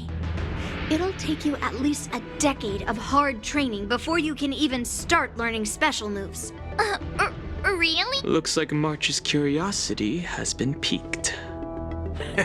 The whole point is to know each other's moves. Defeating your opponent in just one move? How boring would that be? Plus, what really decides a swordsman's fate isn't some special move. It's the solid fundamentals. So Miss Yunli has already agreed. What do you say, Yanqing? General, I haven't graduated yet. So you're admitting your defeat, huh?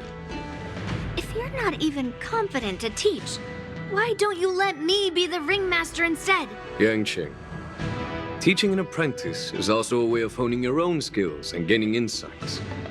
You've been an apprentice for years. It's about time you looked at swordplay from another perspective. I see, General.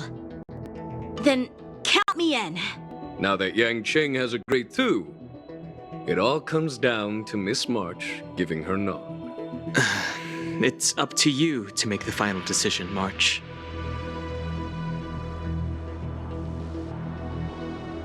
At least that way, I won't have to worry about you accidentally shooting me in the butt all the time. Hey, I've never missed my target. Then I'm on board. Thank you for your kindness, General Huayan. Great! Starting tomorrow, Yanqing and Yunli will teach you the basics of the Cloud Knight's swordplay. Yunli and I will head out and purchase some sword practice equipment for Miss March.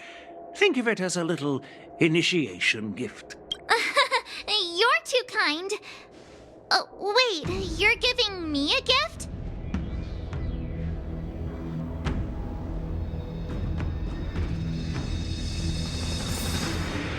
General Huayan's gone. Wait, why does something feel off about what we talked about?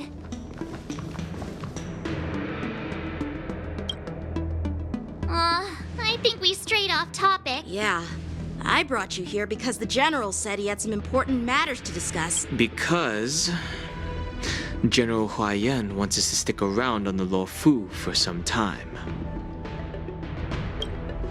But from his point of view, we're no different from all the other tourists who may leave at any time. Since the crew's actions were mentioned in the Luofu's operations log were given to the Alliance, he probably wants to see firsthand if we're as capable as the report claims, or if we're just some made-up excuse to save face.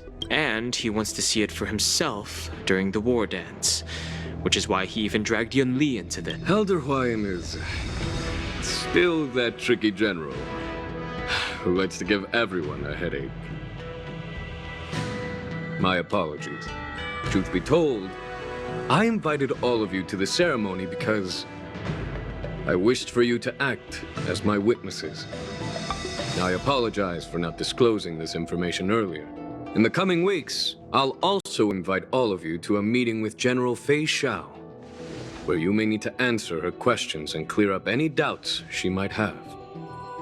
So please, be prepared for the meeting.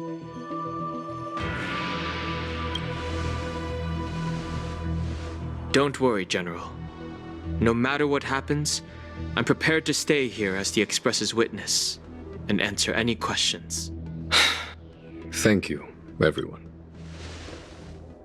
General, I know there isn't much I can do to share your burden, but as the Luofu Ringmaster, I won't let anyone defeat me in the Wardance. I know.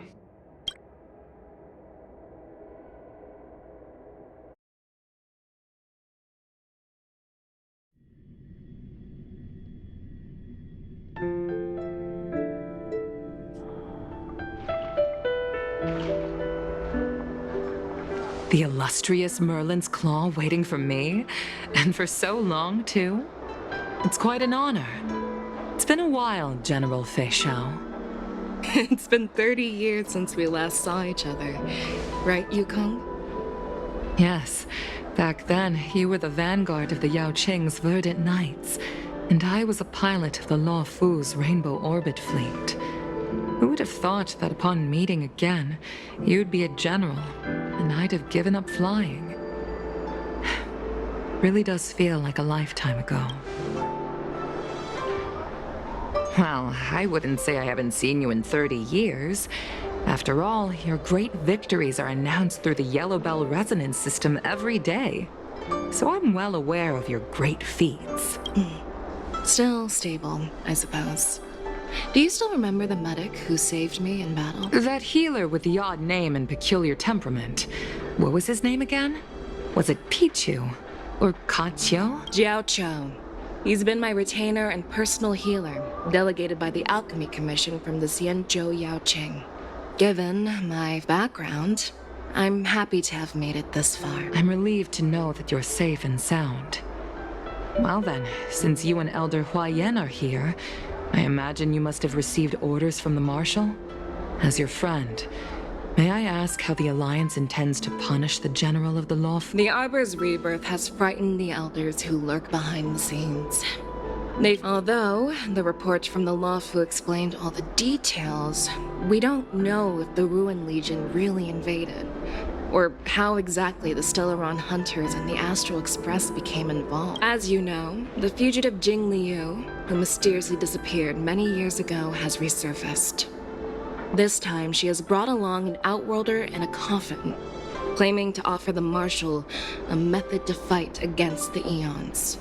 The Luofu Preceptor has also leveled accusations against Jing Yuan for neglecting the Alliance's principles. It is for these reasons that I have come here to the Luofu today. Well, duty calls. Perhaps I shouldn't have mentioned all of this to an uninvolved person, but since we once fought together, I didn't want to keep you in the dark. I understand. I'm sorry. I was out of line. I know I shouldn't be defending General Jing Yuan right now, but...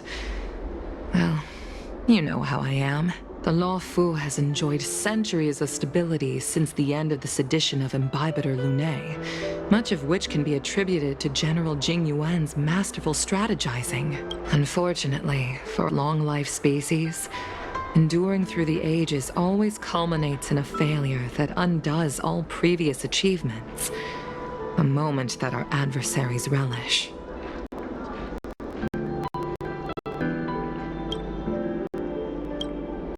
That's true. And that's why I'm also here for another purpose. To visit Hule. Hule? You mean that Hule? The Borisin warhead? The same Hule who has been imprisoned in the shackling prison for over 7 centuries? The nemesis of the Foxians who will never be forgiven and shall be imprisoned until the end of the cosmos. Usually, only emissaries from the Xianzhou Yaoqing Skyfaring Commission visit him once every century. The Foxians and the Alliance made a pact to combat the abominations, aiming to achieve justice and free their kin.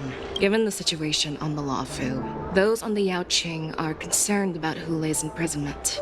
That's why I was sent here. To reassure them. It's all bad news. Well, not everything. There might be a silver lining. Oh, by the way, I found some clues about the thing you asked for. Tell me more. The Verdant Knights followed the route you mentioned and discovered the wreckage of the Whistling Flame ship. Unfortunately, there were no survivors and no cargo. However, someone had already been on the scene before we arrived. Our people? Or someone from the IPC? No, neither. Yukong, have you heard of a person named Ron May?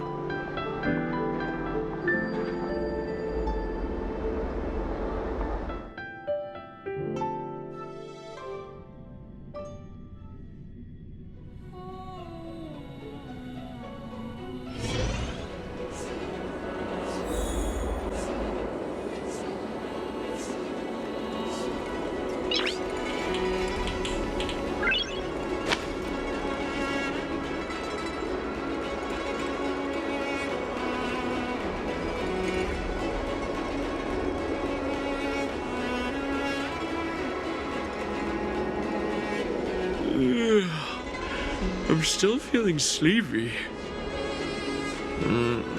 Did I oversleep?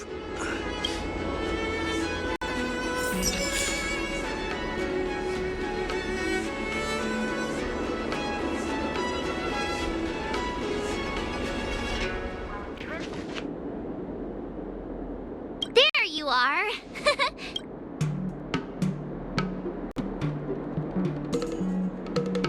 Well, it was a promise to General Huayan, after all.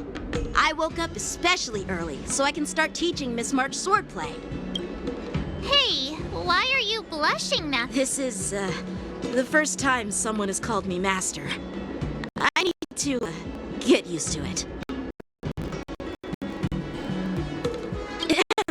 Let me make it clear. Swordplay training is about improving your body, mind, and strength. It's not a casual game you can master overnight. I promised General Huayan that I teach you Cloud Knight swordplay, so you can participate in the Wardance and defeat at least one opponent. Fine. A promise is a promise. Since I promised to study hard, I'll do my best starting today. Great! That's the spirit. March is in your hands now, Yanqing. Don't be too easy on her. Danheng, do you even have a heart? Did you lose it somewhere? By the way, where's Yunli? I've found a quiet spot in the back garden of the Palace of Astrum for our first lesson together.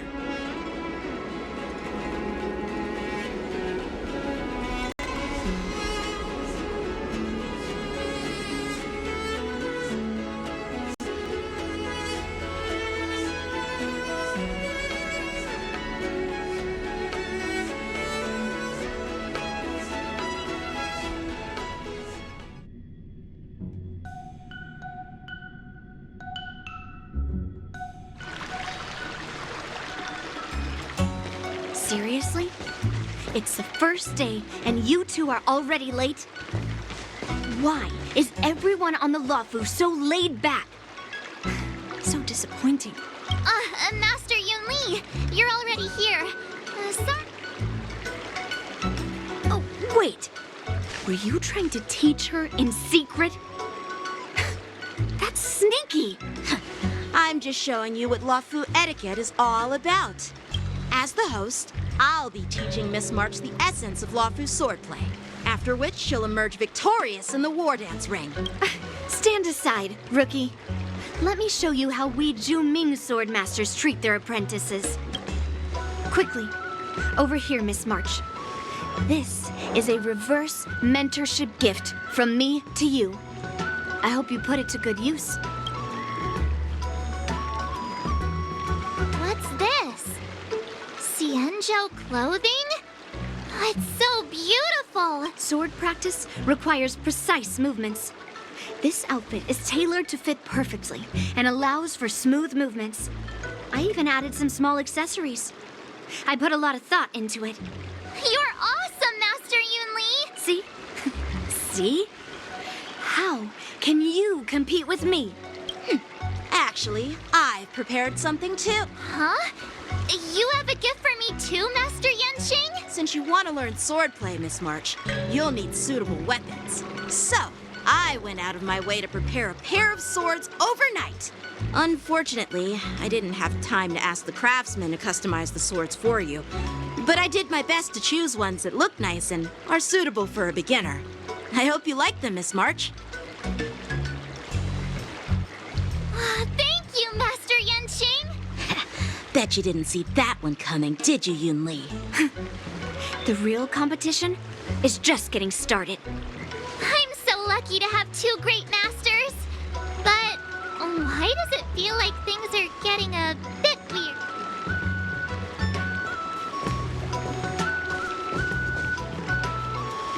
So what do you think, masters?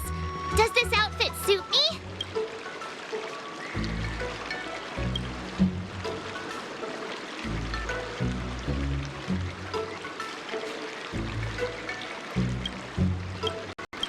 Perfect. I chose it carefully. It's perfect for beautiful young swordswomen like you and me. All right, let's get started with the training. The person next to me is a Cloud Knight instructor I've brought in.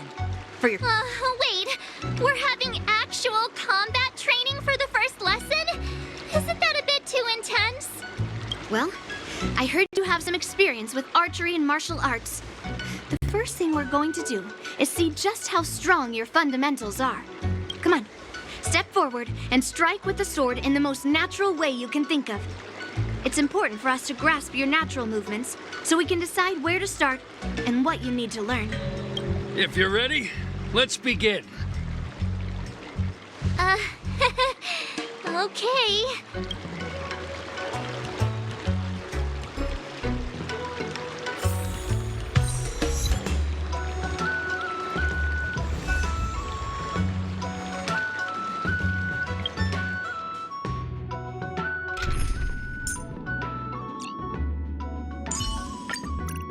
Any justification here for you to unsheath your blade, Emanator?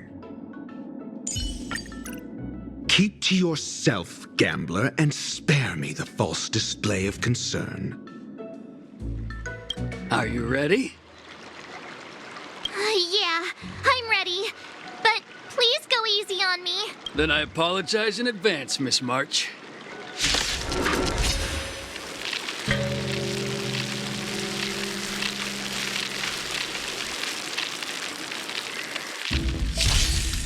Ready to shine.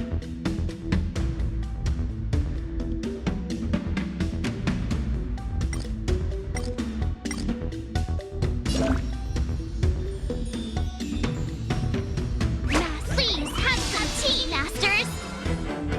Pay close attention, Miss March. Luofu swordplay is all about being swift and agile in your movements. Strength. Iron is ignore him. Strength is everything.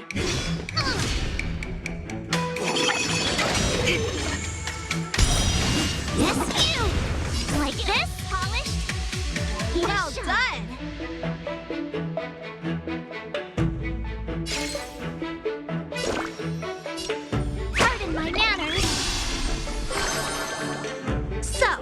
many of my moves can you block?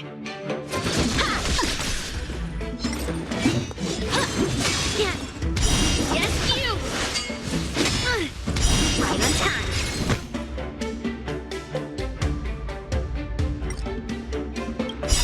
I'll melt you all down.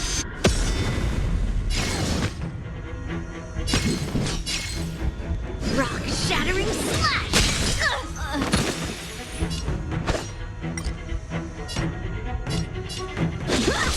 Shivering mountains! I could take 10 of you!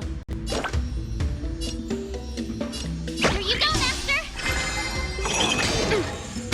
Yes, you! Awesome! What? With a true heart and focused mind. Here I come! Right on time. I'm starting to get the hang of it. Time for some sword play. Time to show you what I can really do. Azure Dragon, White Tiger, eating less carbs. Watch this! What are you mumbling about? Isn't this, sword technique? Shouldn't I be saying something cool? You'll make good practice. Yeah! What are you made of? Strike!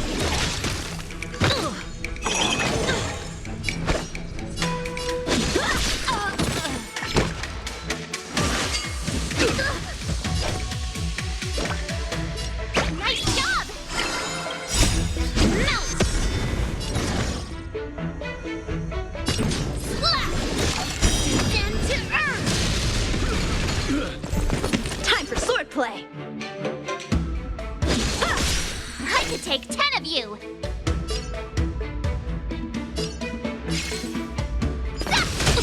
Oh, I get it! Alright, check out this move! Gonna show me what you're made of? I can really do! Azure Dragon, White Tiger, less carbs! Watch this! Strike! A one-time enemy! Strike with heart! Right on time!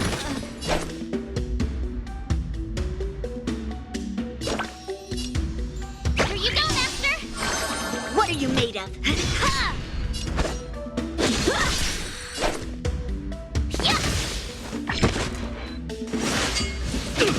How many can you block?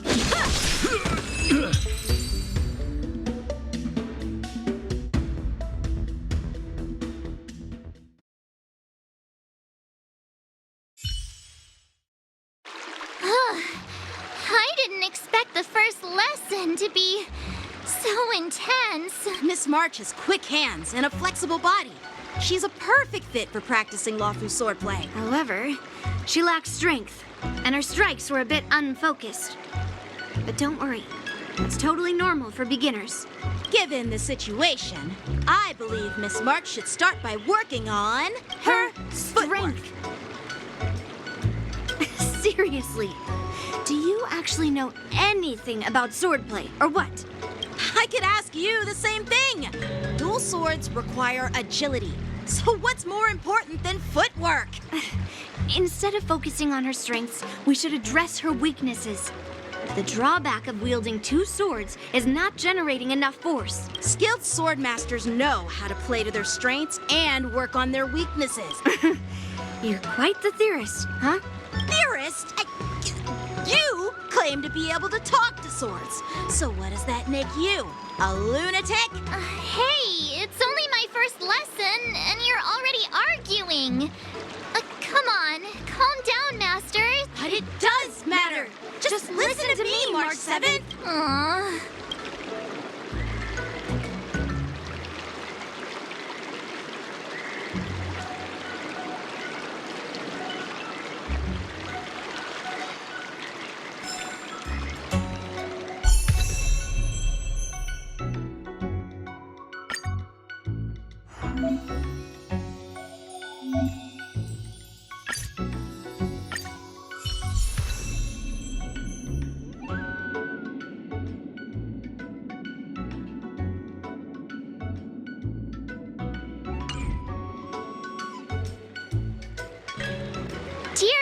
Echo, Mr. Yang, and Pom Pom. We're all good here on the Xianzhou Luofu, so no need to worry. By the way, how's your trip going? As for me, I've somehow become the apprentice to 2 Cloud Knight sword masters, and I've been honing my sword skills with their guidance.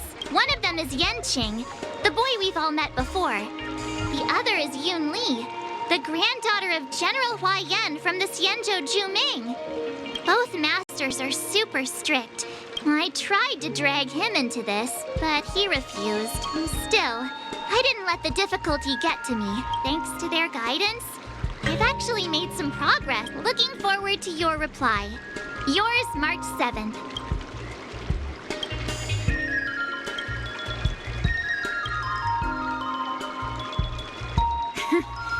Well done. Let's call it a day.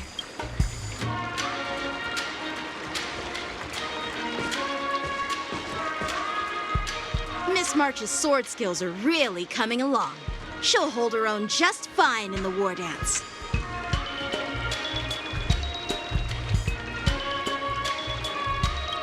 Perhaps I might have a shot at beating both masters in the ring?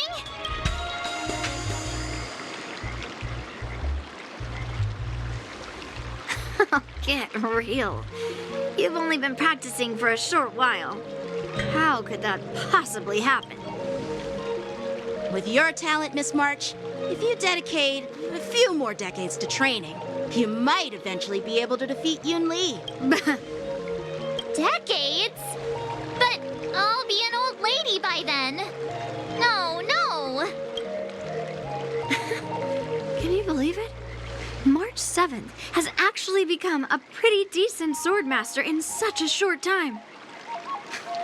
Now I understand why Grandpa always had a grin on his face while training me. Are you sure he wasn't laughing at you? Oh, shut up. It's all thanks to your amazing guidance, Masters. Miss March, you're really getting the hang of wielding dual swords. If you're keen on advancing, trying out different Xianzhou blades can improve your touch. Oh, let me see. Which sword is the most powerful? Single sword? Great sword? Or maybe a flying sword? There's no such thing as the most powerful sword. It's all about the skill of the swordmaster. Yanqing wields several flying swords, while I only wield one. But remember how I kicked his butt at the Alchemy Commission? First, you didn't kick my butt. Second, you'll never kick my butt. Third, how about we settle this right now and see who kicks whose butt?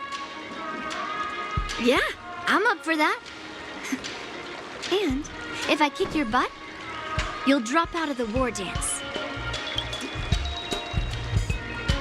Why are you two arguing again? I thought things had been improving between you lately. There was talk that the leading disciples of the Luofu and Juming generals were supposed to face off in the war dance, but for some reason, they suddenly teamed up to train an apprentice of their own. Turns out the rumors are true.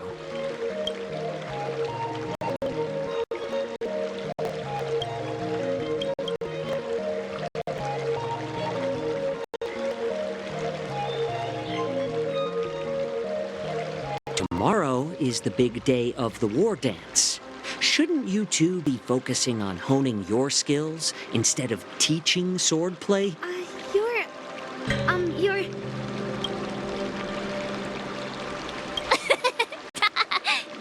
What are you laughing at? You've got pink hair too.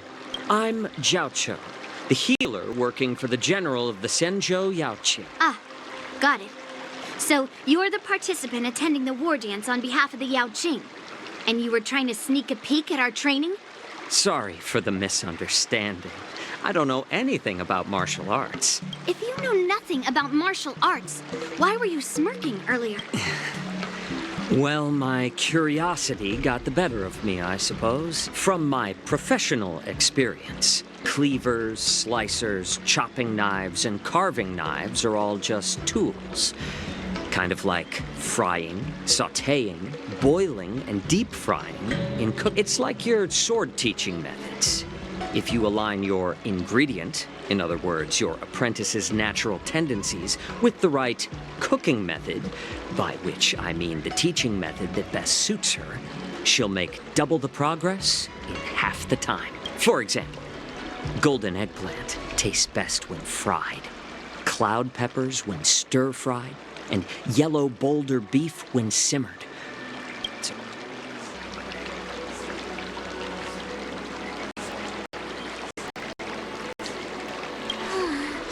All this talk about food is making me hungry.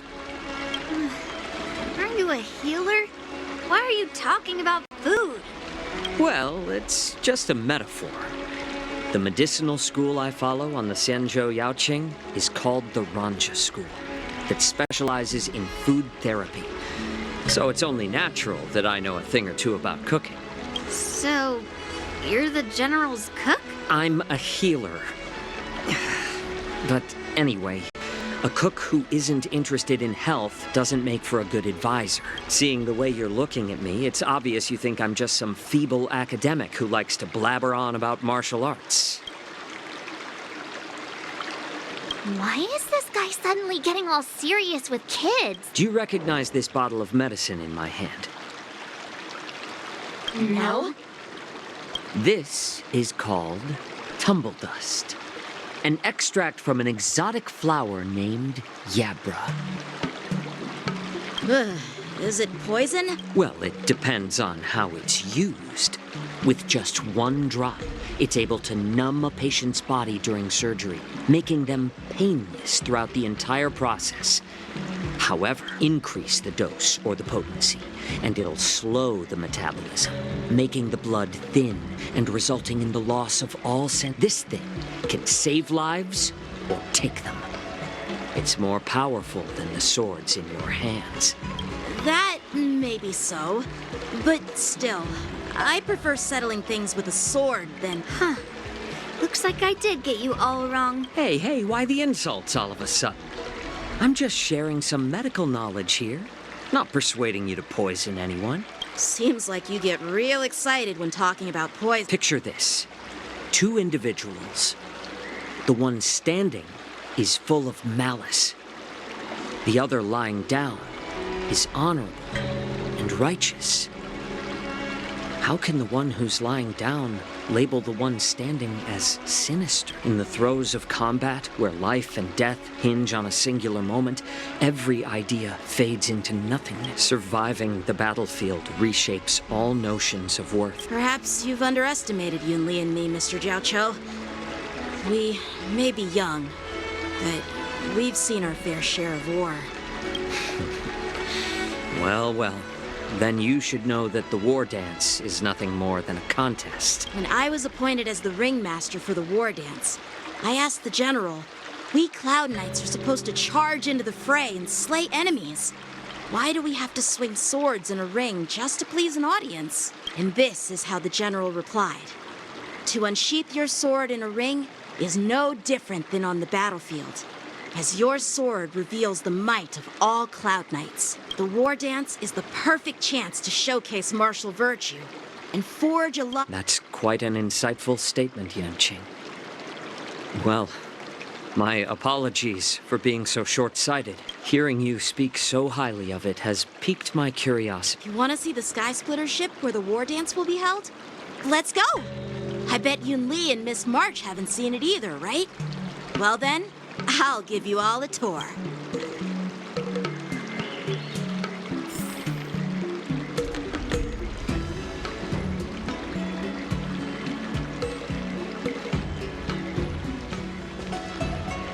Let's go.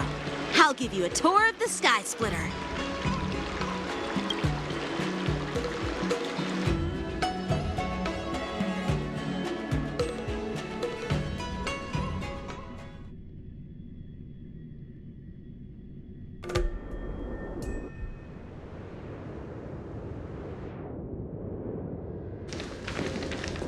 Looks like a lot of other visitors have also come to catch a glimpse of the Sky Splitter.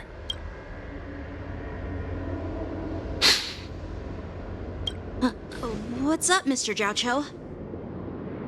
No, it's nothing.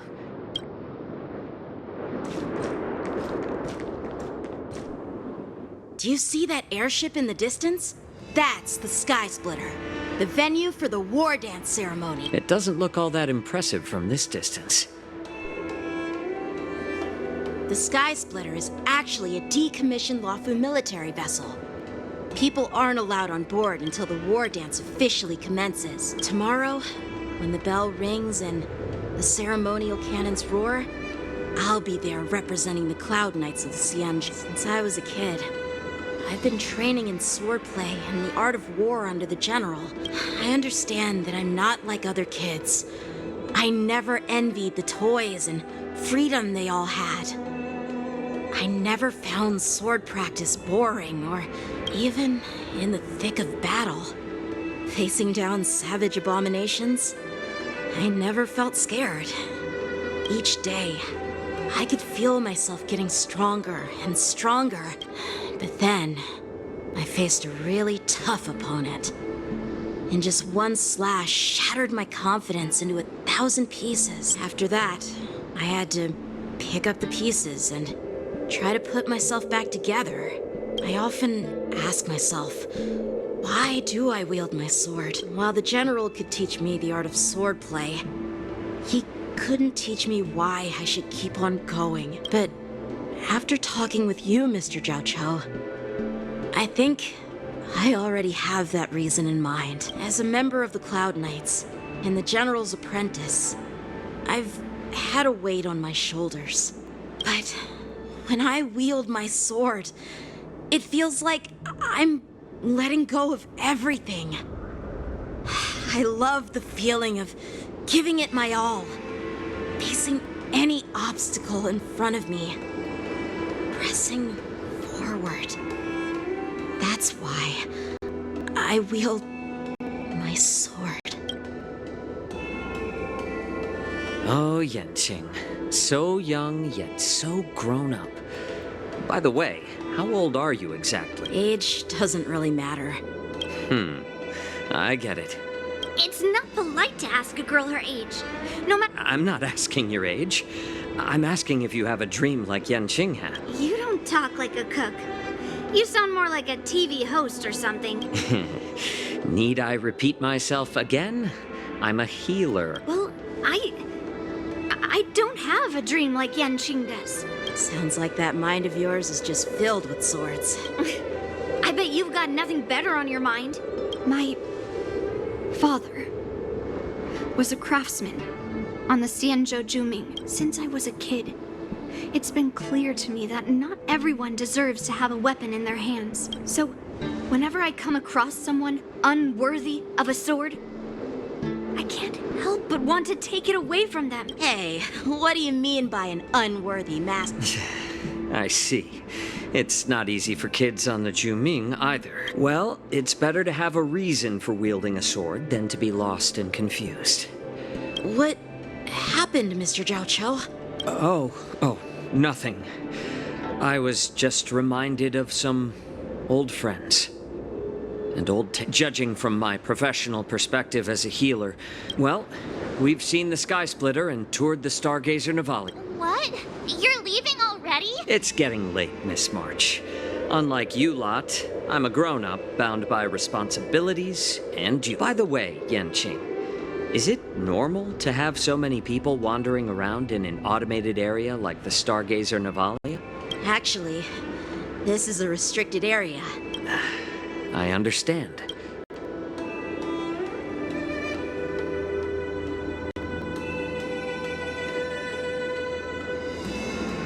Seriously? I just spent so much time thinking about my dream, but he didn't even ask me. Now that we're done with our tour of the sky, why don't we take a day off? What? You want to secretly practice swordplay by yourself? You know, cramming before a fight never works out. For some reason, seeing the Sky Splitter has boosted my confidence. All right, I'll take you out of the Stargazer Navalia.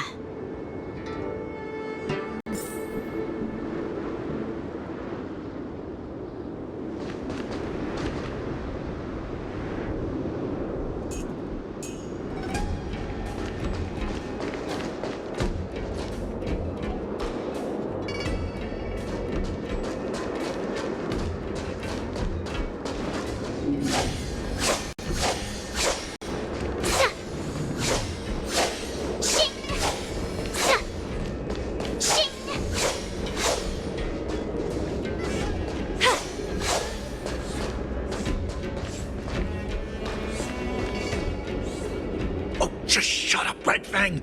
This is not a beast ship. You willingly donned the skin of a lowly beast to join this mission, dedicating yourself to our glorious cause. And now you're telling me you can't handle it? I'm doing my best, all right? It takes time to figure all this out. When the guns go off tomorrow, all eyes will be on it. How's that? Who's there?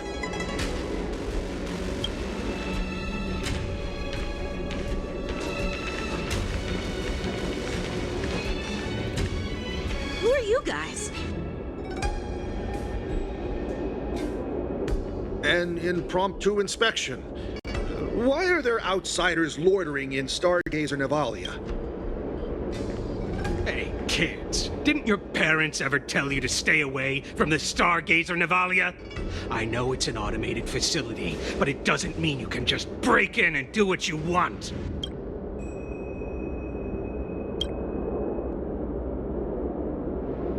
Sorry.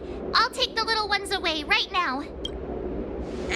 Big sis, let's go.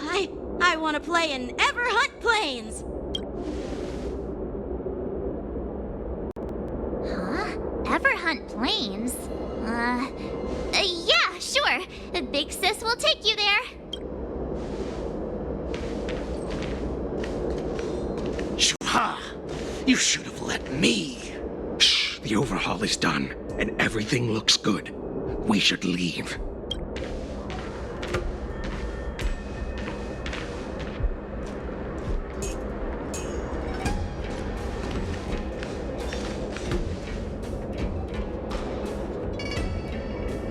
Could you repeat what you just said, Yenching? What did I say? Big sis, let's go. I want to play in Everhunt Plains. Come on. Can't you read the room? Something is definitely off about the 3 people we just met. Yeah, anyone could see that. I just wanted to hear you say it again. That pink-haired fox tried to say something. I'm pretty sure he sensed something fishy. I knew that from the beginning.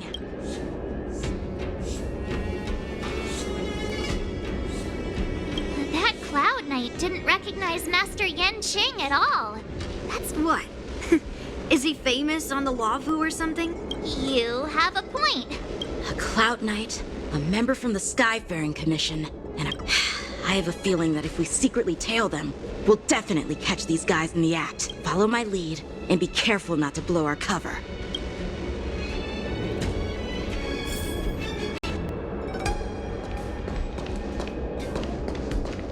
Never mind who they are. Let's just film them.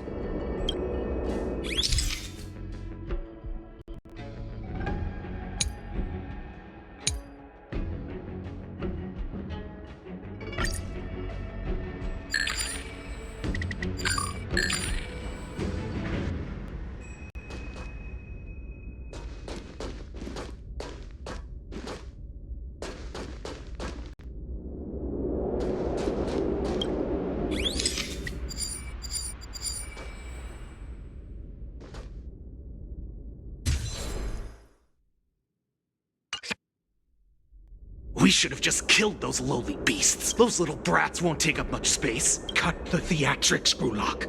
Even the slightest slip-up could interfere with Lord Moktok's plans. So where are we heading next? To check the freight skiffs. We've got weapons, supplies. So, are they smugglers? I have no clue, but they seem to be moving those crates.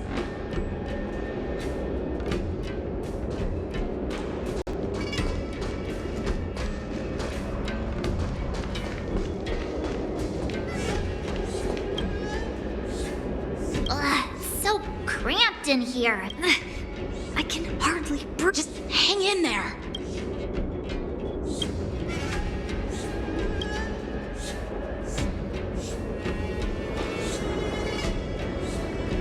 Let's just put the cargo here for now, all right? Then we'll move on to inspect the ships. Lord Moktok said that as soon as we're done, we're to board the freight skiff and leave this place. Don't worry, I've changed the shipping schedule. You two, come with me. Is it just me? I keep smelling that stench of lowly beasts everywhere we go. Don't be so paranoid. Looks like they're planning to escape on the skiffs and Stargazer, and they keep talking about their plans. They're definitely up to something bad.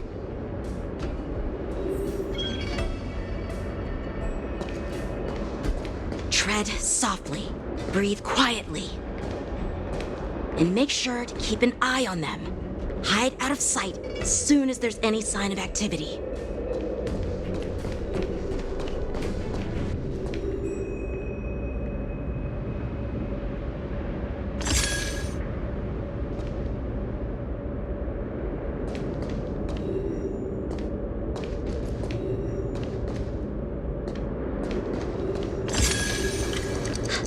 Did he spot us?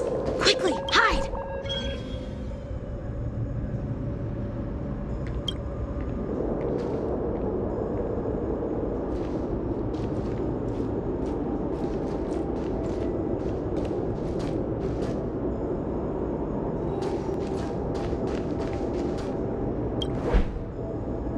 Don't be so paranoid. We're running out of time. Get over here! Shuhart, I'm coming!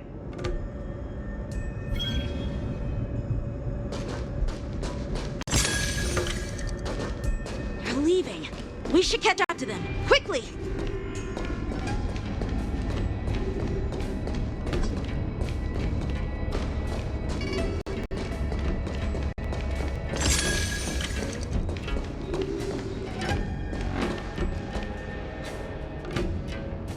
What are they up to? They're all wearing official uniforms, but I'm pretty sure they're not members of the Skyfaring Commission, the Artisanship Commission, or the Cloud Knights. Never mind who they are. Let's just film them.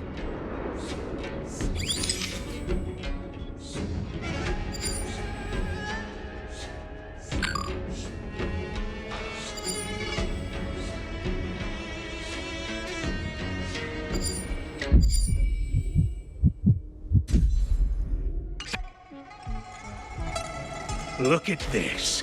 A freight star skiff with enough room to fit at least 20 of my men. Once we're past the checkpoint, there will be beast ships waiting for us. Lord Moktok is ready. What did he just say? Beast ships? Who's there? It's those brats! I told you to get rid of them, but you didn't listen, you idiot! Wipe them all out!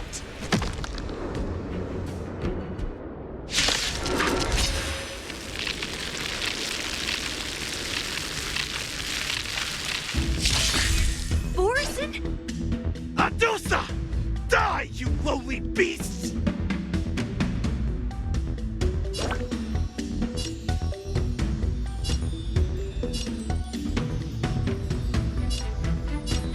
Come on! Nice job!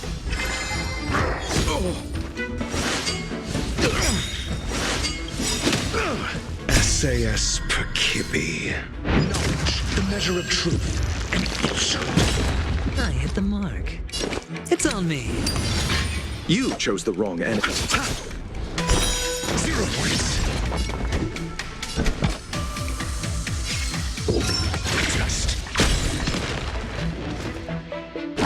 I underestimated You'll you. make good practice.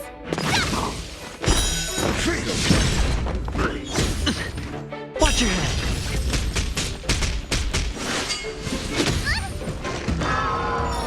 I hit the mark.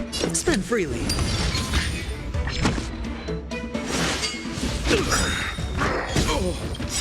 Eternal sleep is not the dead return!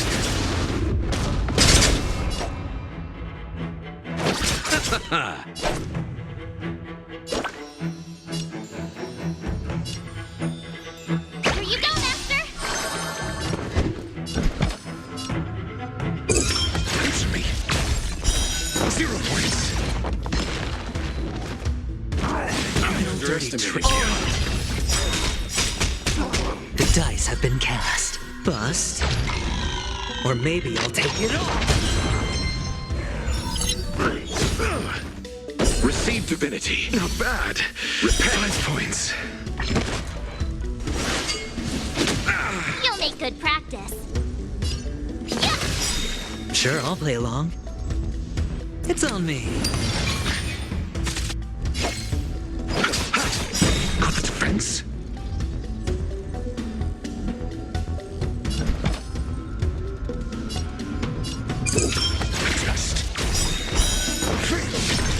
Oh, I get it!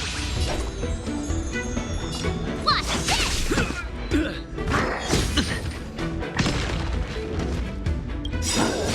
Not very sportsmanlike.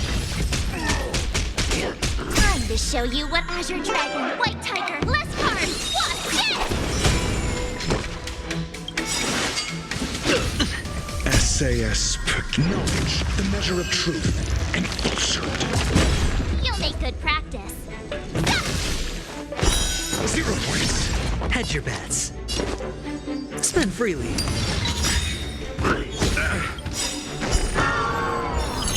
The dice have been cast. Bust. Or maybe I'll take it all.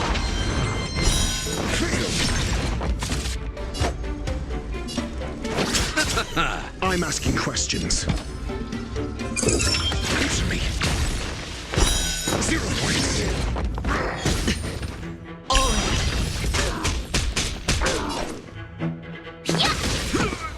Awesome!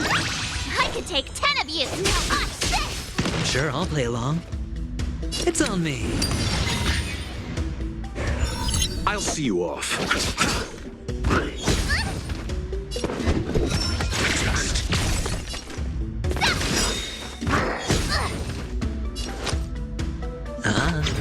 You chose the Your answers? Answer me.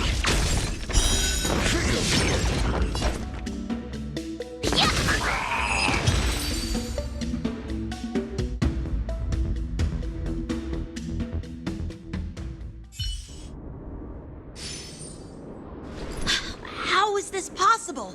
How did these Foxians change their appearances like that? They're not Foxians at all. They revealed their true form. They're Borisin, just like the bandits I defeated on the IPC ship. Wait, that means... Well, how did the Borisin manage to infiltrate the Cienjo? It's not just a simple disguise of wearing our clothing and shaving their whiskers. They're somehow able to alter their appearance to be indistinguishable from Foxians. They even have official IDs for the Skyfaring Commission, the Artisanship Commission, and even the Cloud Knights? Let me check this fake Cloud Knight's tag. Maybe it'll give us some clues. Lujun, an officer of the Patrol Defense Squad? Wait! What's the matter?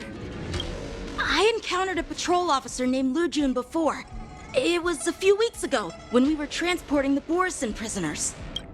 If they can forge official identities and move around the Cienjo without raising suspicion... Oh no, this is bad. Even worse. If you find one cockroach on the Express, it usually means... There are more Borisin hiding on the Cienjo. I bet their plan is much bigger than just stealing information. We've got to report this to the Seat of Divine Foresight.